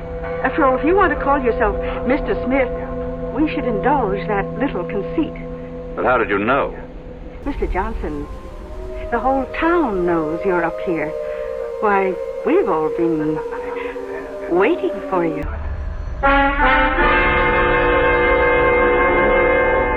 We've all been waiting. Waiting for what reason? Had they also been waiting for George Morrissey? And George was only R.J. Johnson's hired man. We'll be back shortly with Act 2. For children growing up in homes without books, there's a special emptiness. A deep-down hunger for the world beyond the street corner or playground. A world where they could grow up to become whatever they want to be. But millions of these children will never find out about that world because they'll never know what they can learn in books unless you help. RIF, Reading is Fundamental, is helping to get millions of books into the hands of these boys and girls. Books they can choose themselves for keeps. And once a child gets into books, there's no stopping him. More than 150 local RIF programs are proving it in communities like yours. Won't you help RIF? Help the children in your community. Write to RIF Incorporated.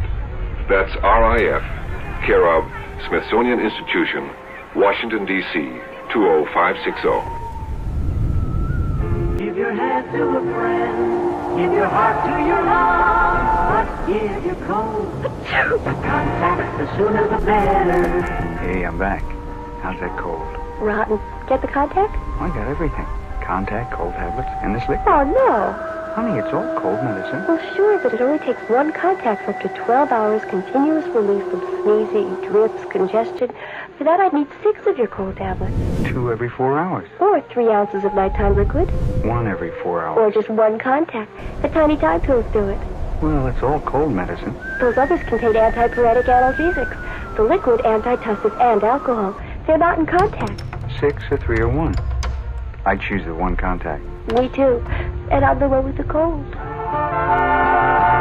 Give your cold. Contact, the sooner the better. 6 or 3 or 1. When you catch a cold, take contact. Only as directed.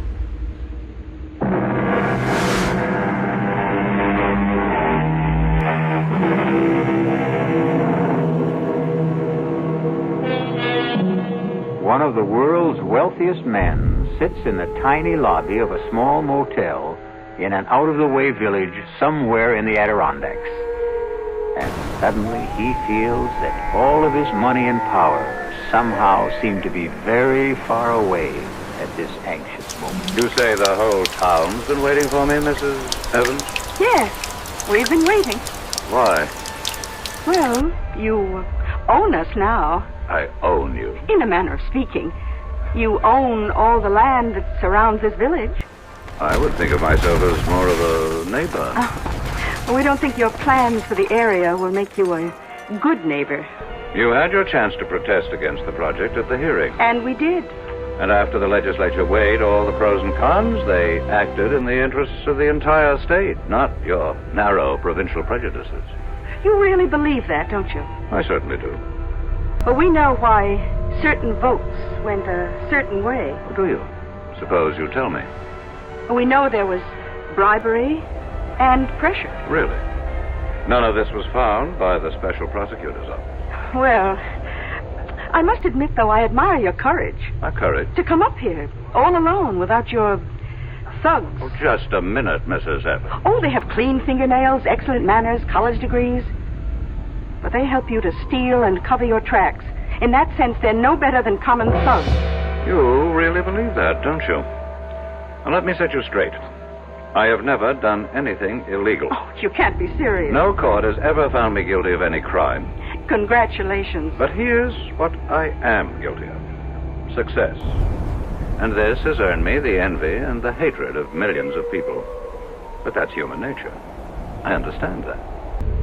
What I don't understand is the attitude of the people in this town. I'm not taking anything from them. I'm going to make every one of you rich. Can't you believe it? Oh, yes. We believe it.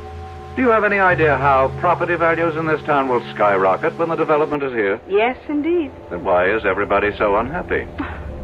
You know, you remind me of my husband. My late husband, that is. In what way? He was an unsuccessful version of you. He also worshipped money. But he didn't know how to make it. And what happened to your husband? He went up to what your investment brochure calls Manitou Mountain. Dead Man's Mountain, we call it around here, and it killed him. How could the mountain kill it? It's an old Indian legend. Unless your conscience is completely clear, that mountain will kill you. Well, it killed poor Sidney Evans, rest his soul. Killed it? How? He was discovered at the foot of it. He was completely shriveled. There must be an explanation. Doc Stallings never found it. He just wrote it up as death due to causes unknown. Stallings is, after all, only a country doctor. That's right, he is. Tell me, how do your high-powered city doctors explain Mr. Morrissey? Do you know about Mr. Morrissey? The whole town knows about Mr. Morrissey. Poor Mr. Morrissey, he went up there. Something he had no business doing. I must correct that. He had every business doing it. He was my agent inspecting my property on orders from me. But the fact is, he went up there, and the mountain got him. Have other people met with mysterious results after climbing that mountain? Oh, very few and far between. We may be just country folk up here, but we learn from experience.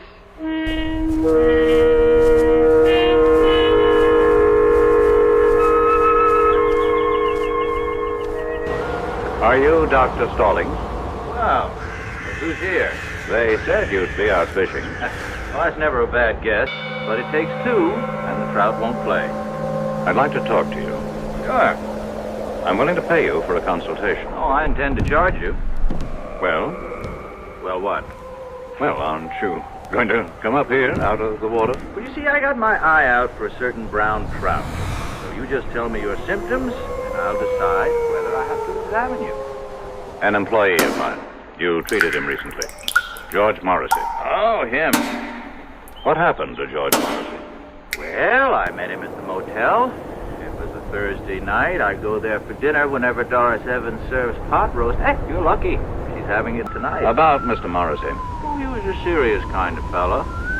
Not like you.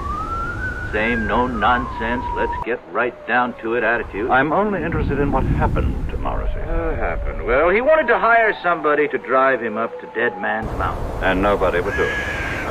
Why? Well, you should know why by now, I'm sure. I'm asking you why. I'll tell you the same thing. That's impossible.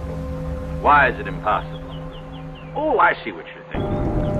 It's all right for the simple-minded hicks up here to swallow that superstitious nonsense, but me, I'm a doctor.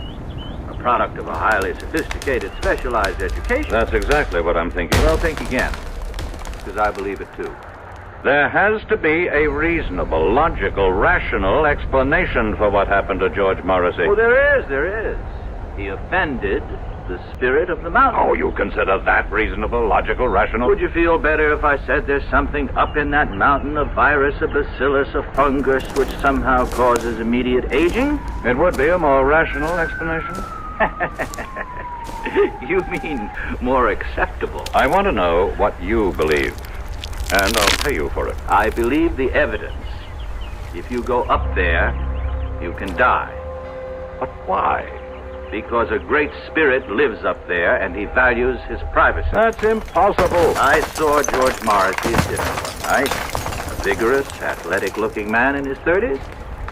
I saw him again the following evening. A broken old man, half dead. And you explain it with this half-baked legend. Well, how do your city doctors, with all their modern facilities, explain it? Your Dr. Watterson, a world-famous diagnostician, he called me. He asked me. This thing has to be cleared up. Why? What's wrong with a nice, quiet mystery? If word of this becomes general, it can destroy the entire project. Is that bad? Millions of people will be deprived of an opportunity to enjoy healthful recreation in a fresh country environment. But it won't be fresh country, you see. You'll have superhighways and smoke and noise and honky-tonk resorts. I'm convinced that you people are up to something. Well, you tell me what? I don't know. But I assure you, I have the resources to find out. Well, if you ever do, let me know.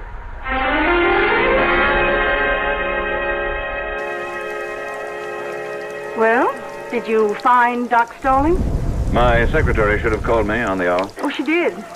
We serve dinner till 9:30, but the best time to eat's around 6. From then on, it's leftovers. I'll have a sandwich sent up to my room. Oh, you're joking. I don't tell jokes.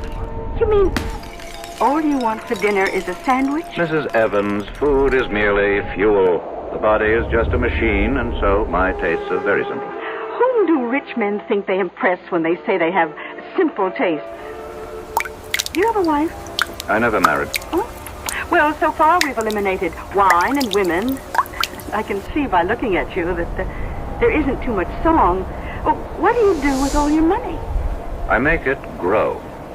Well, whatever you do, don't go up that mountain. I don't think I need any more advice from anyone around here. I would like to place a call to New York. You go up that mountain, and when you come down, you'll be penniless. You have my secretary's number there. Please put it through. Just remember, I told you.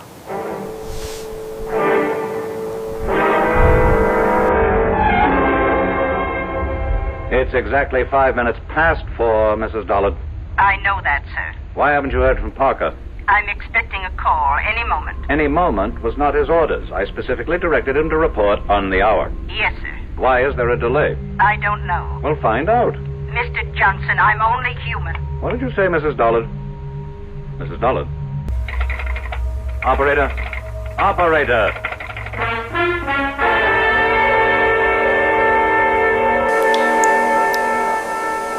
Now, see here, Mrs. Evans.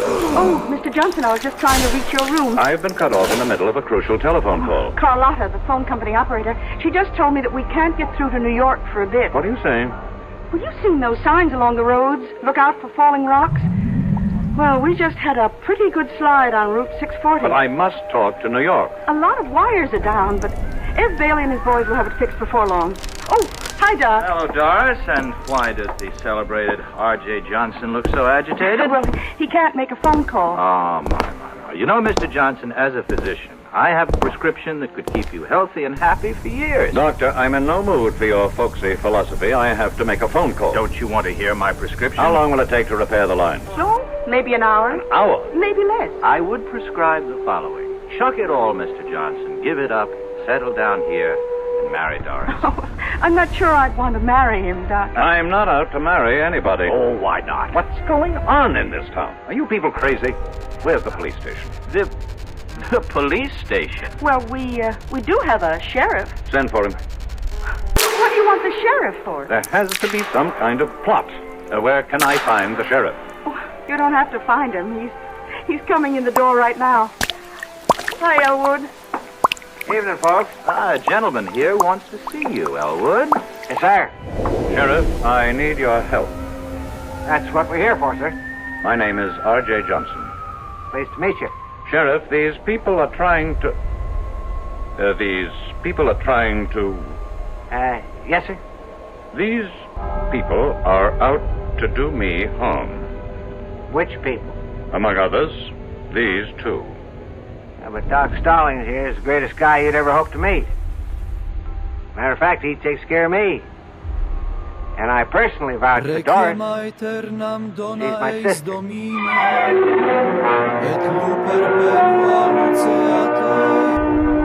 A very nice, tidy little town. And the natives are so friendly and obliging, and so concerned with your well-being. But right now, R.J. Johnson feels overwhelmed by their solicitude, as if he is being literally killed with kindness. We'll return shortly with Act 3. Ever see a beer drinker pour his beer real easy down the side of the glass? Maybe you do it yourself. If so, the Budweiser brewmaster thinks you're missing something, especially if you're a Budweiser drinker. You see, Bud is brewed, so it will kick up a healthy head of foam. Exclusive beechwood aging and natural carbonation make it a lively brew. Well, anyway, pouring Bud plunk down the middle of the glass helps bring out the best in that clean white Budweiser foam and real beer aroma. It also helps you get the full benefit of a taste, smoothness, and drinkability you'll find in no other beer at any price. Remember, brewing beer right does make a difference. Next time, pour that Budweiser right down the middle and see for yourself. Anheuser-Busch, St. Louis. I'm Art Linkletter, and I'd like to talk about something that everybody loves. Babies. Play School has introduced a group of fascinating baby toys. Play School, a Milton Bradley company, has been making toys for generations of preschool children. And their baby toys are just terrific. They're fun and safe. Babies will love the Baby Action Ball. They can grab it, roll it, shake it, or throw it. The Baby Mirror of unbreakable stainless steel introduces them to the most important person in the world when they look into the mirror, themselves. The Play School Toddler Truck is great for baby to scoot around in, and it even has a miniature telephone for baby's first phone calls. My children are grown up now, but if they were babies, I know what I'd want them to have, the Play School Baby Toys. Your children are going to love making discoveries every day with Play School's new baby toys. And every day is a good day to make a baby happy.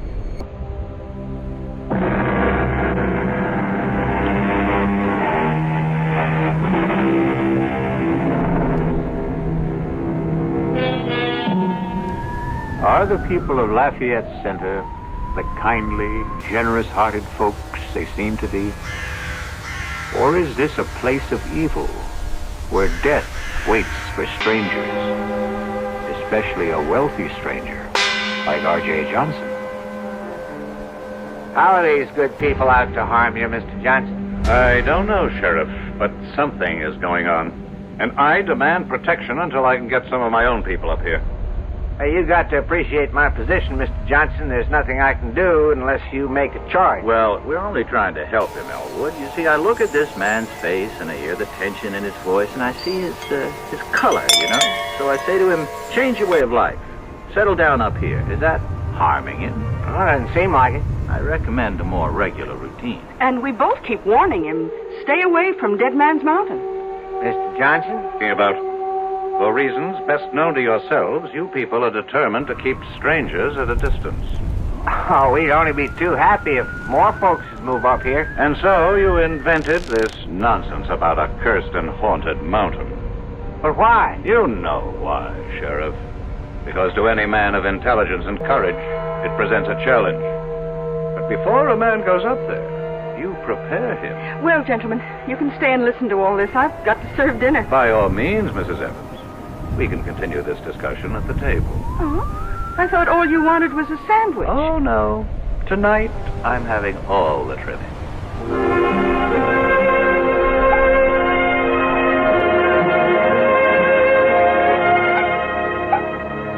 Here you are, Mr. Johnson. Thank you. Hot roast, mashed potatoes, peas and carrots. Now, that's a cure for whatever ails you. Hold on.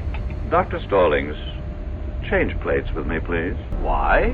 It's the same portion. Except I always give you a little bit less, Doc. Would you mind changing plates, Doctor? No, not if you tell me why. Since I'm going up to the mountain, there could be something in this food. A drug, perhaps. Oh, I like that. Very well, Mr. Johnson. Here, have it your way. You say you're going up the mountain? Yes. After all we told you? I'm going up that mountain to prove that it's just an ordinary piece of undeveloped country real estate. Can you stop him? Why would everybody want to stop me? Well, look what it did to your Mr. Morris. Suppose, for the sake of argument, there is something dangerous up there, and it gets me. Isn't that to your interest? Without me, there can't be a development project. Well, we have a more basic interest. We have obligations as human beings. Well, now, I will need a car. There's a road, I assume. Oh, yes, sir. Leads up to the top. But why go now? At night? Because the word should get around. R.J. Johnson drove up this dead man's mountain, as you call it, in the dead of night, and just as calmly drove down again. But, Mr. Johnson, You really... have something to learn, Mrs. Evans. You think a man becomes rich through trickery, violence, and all manner of illegal, immoral, and unethical acts. I never said that. But you believe it. Tonight, you're going to discover how I became rich. By daring to do what other people consider impossible. It's that simple. I would still advise you to keep away from that mountain. Let's end the little game, Doctor. I have humored all you people long enough. Well, very well. How do you account for George Morrissey? Very simple. George Morrissey is not R.J. Johnson. Oh. Does the spirit of the mountain, going along with the legend, kill everyone whose conscience is not clear? Very well. I'm safe. My conscience is unblemished. Elwood, I still think you should stop him. The sheriff has no right to interfere. I'm merely inspecting my own property. Well, he's right, Doris. A little exercise in morality here. Who would care to accompany me? You look down on me. You are the pillars of virtue. You mean there isn't a clear conscience among the three of you? I'll drive you. Doris, what do you say? He's challenged us. But, Doris, you know you can't fight the mountain. Well, we can't let somebody else get killed up there either. Well, what can you do? Well, at the first sign of anything suspicious, I can turn the car around. Mr. Johnson, you've got yourself a driver, and I suggest we leave right now. The moon goes down early around here. First I have to call New York. But the lines are still down. How do you know? Carlotta will let us know when they're fixed. Maybe I'd better wait. Oh. Don't tell me you're starting to have second thoughts. I have some very important things to check out. Well, we can drive to the top of the mountain and back again in an hour. How do you know? Have you done it before? No, just a guess. And I'm ready if you are.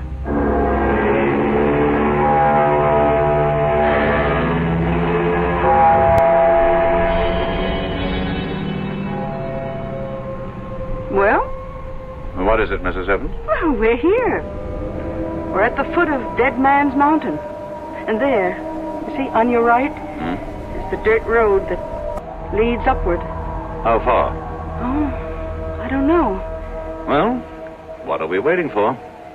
You won't change your mind, Mr. Johnson? No. I still don't understand why you have to do this. This is another reason why I'm a rich man. I buy stock nobody else believes in. I finance schemes other people think are harebrained. I back men no one else will work with. And I climb mountains everyone else is scared by. I'm climbing this mountain, too. Then you also deserve to be rich. Well, do we go ahead or do we turn back? One must always go ahead, Mrs. Evans. Then, here goes.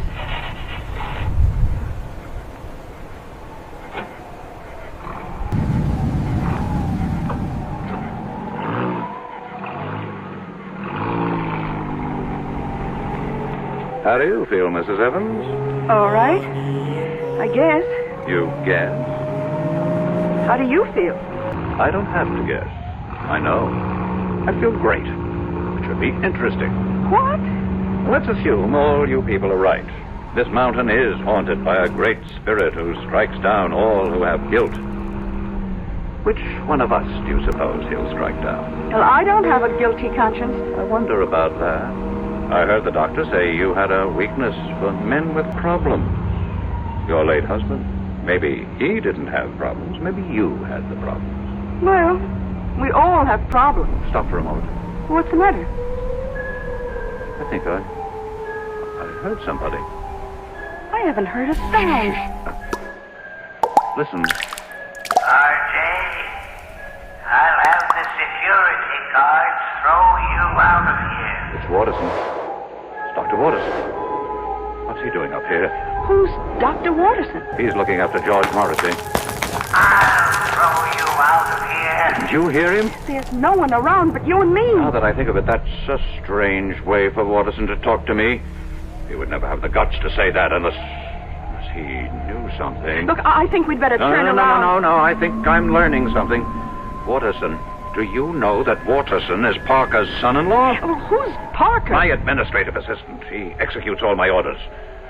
Suppose Consolidated Industries is not going down. Suppose it's starting to go up.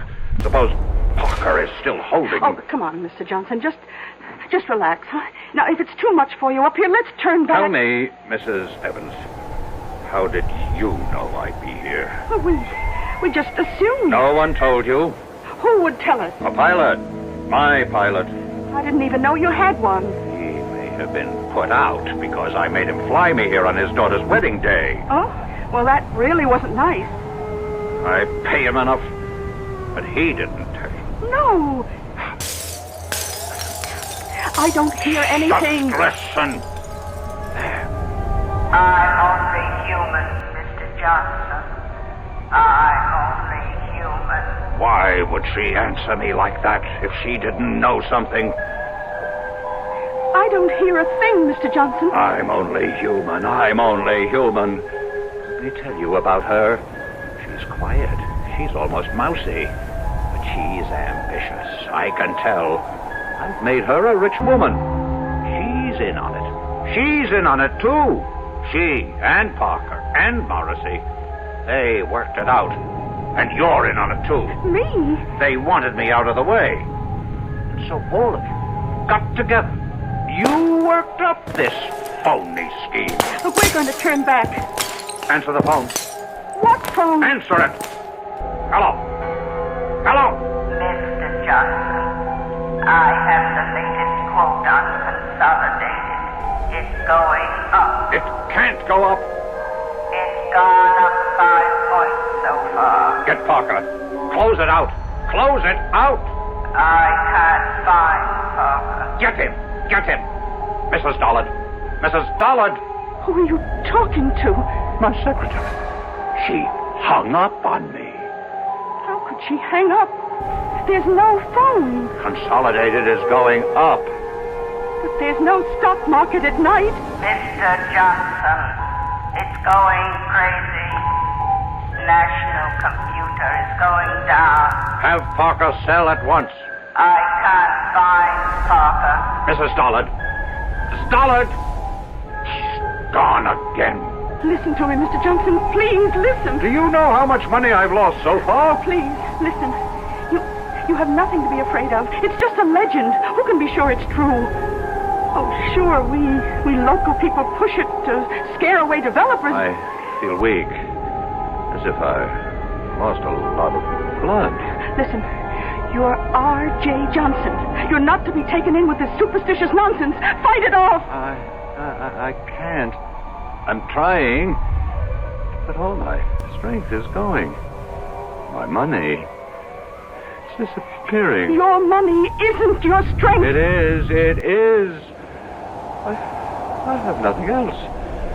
Please, answer the phone for me. I can hardly lift the receiver. The rebel government just nationalized Starlight Oil. What did you say? Mrs. Dollard. Mrs. Dollard. Mr. Johnson, we're leaving. It happened. Everything Everything I was afraid of happened. Consolidated went up, National went down, and Starlight... Nothing happened. It's all your imagination. Mr. Johnson. Mr. Johnson! Talk to me! Mr. Johnson!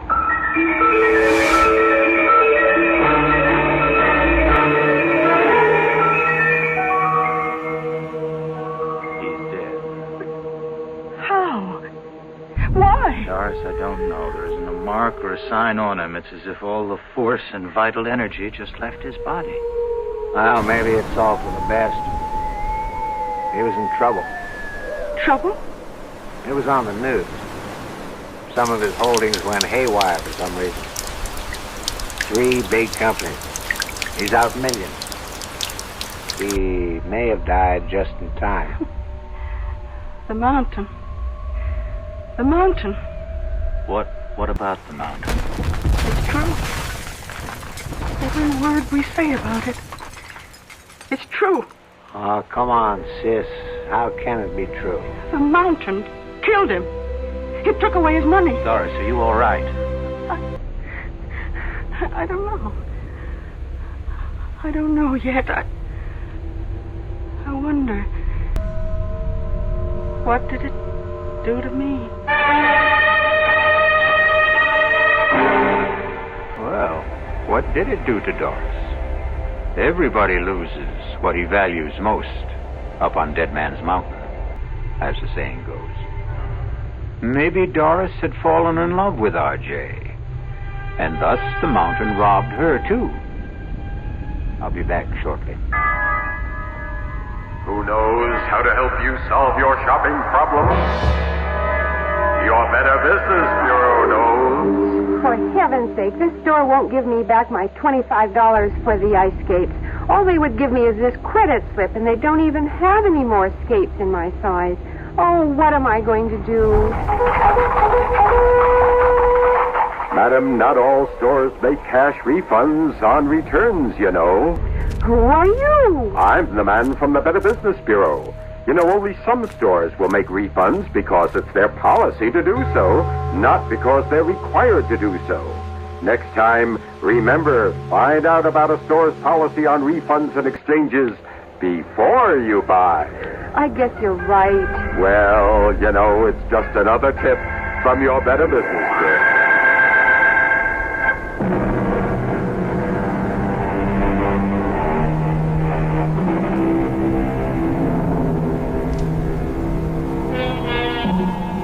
Haunted mountains.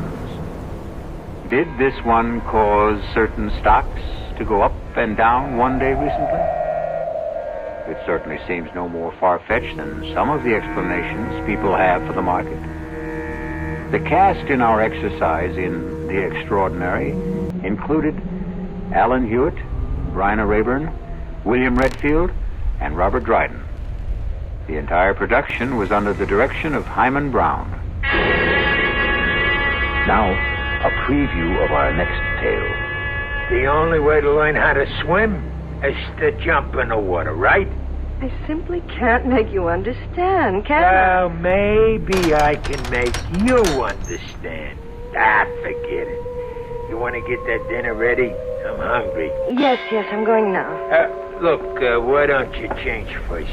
Change? Yeah, your clothes. Get more comfortable. Yes, I think I'd like to do that, George. I won't be long. George!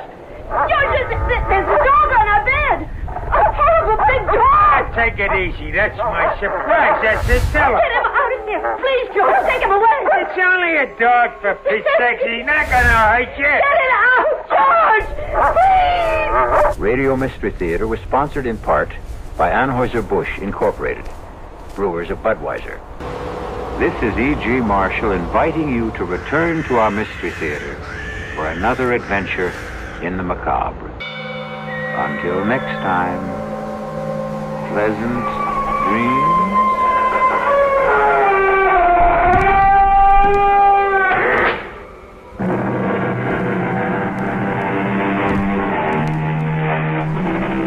KRLD's Mystery Theater presents 7 thrilling dramas each week. Sundays at 4:07 in the afternoon. Then nightly at 10:07, except on Tuesday and Saturday nights when the basketball broadcasts necessitate delaying the mysteries until midnight.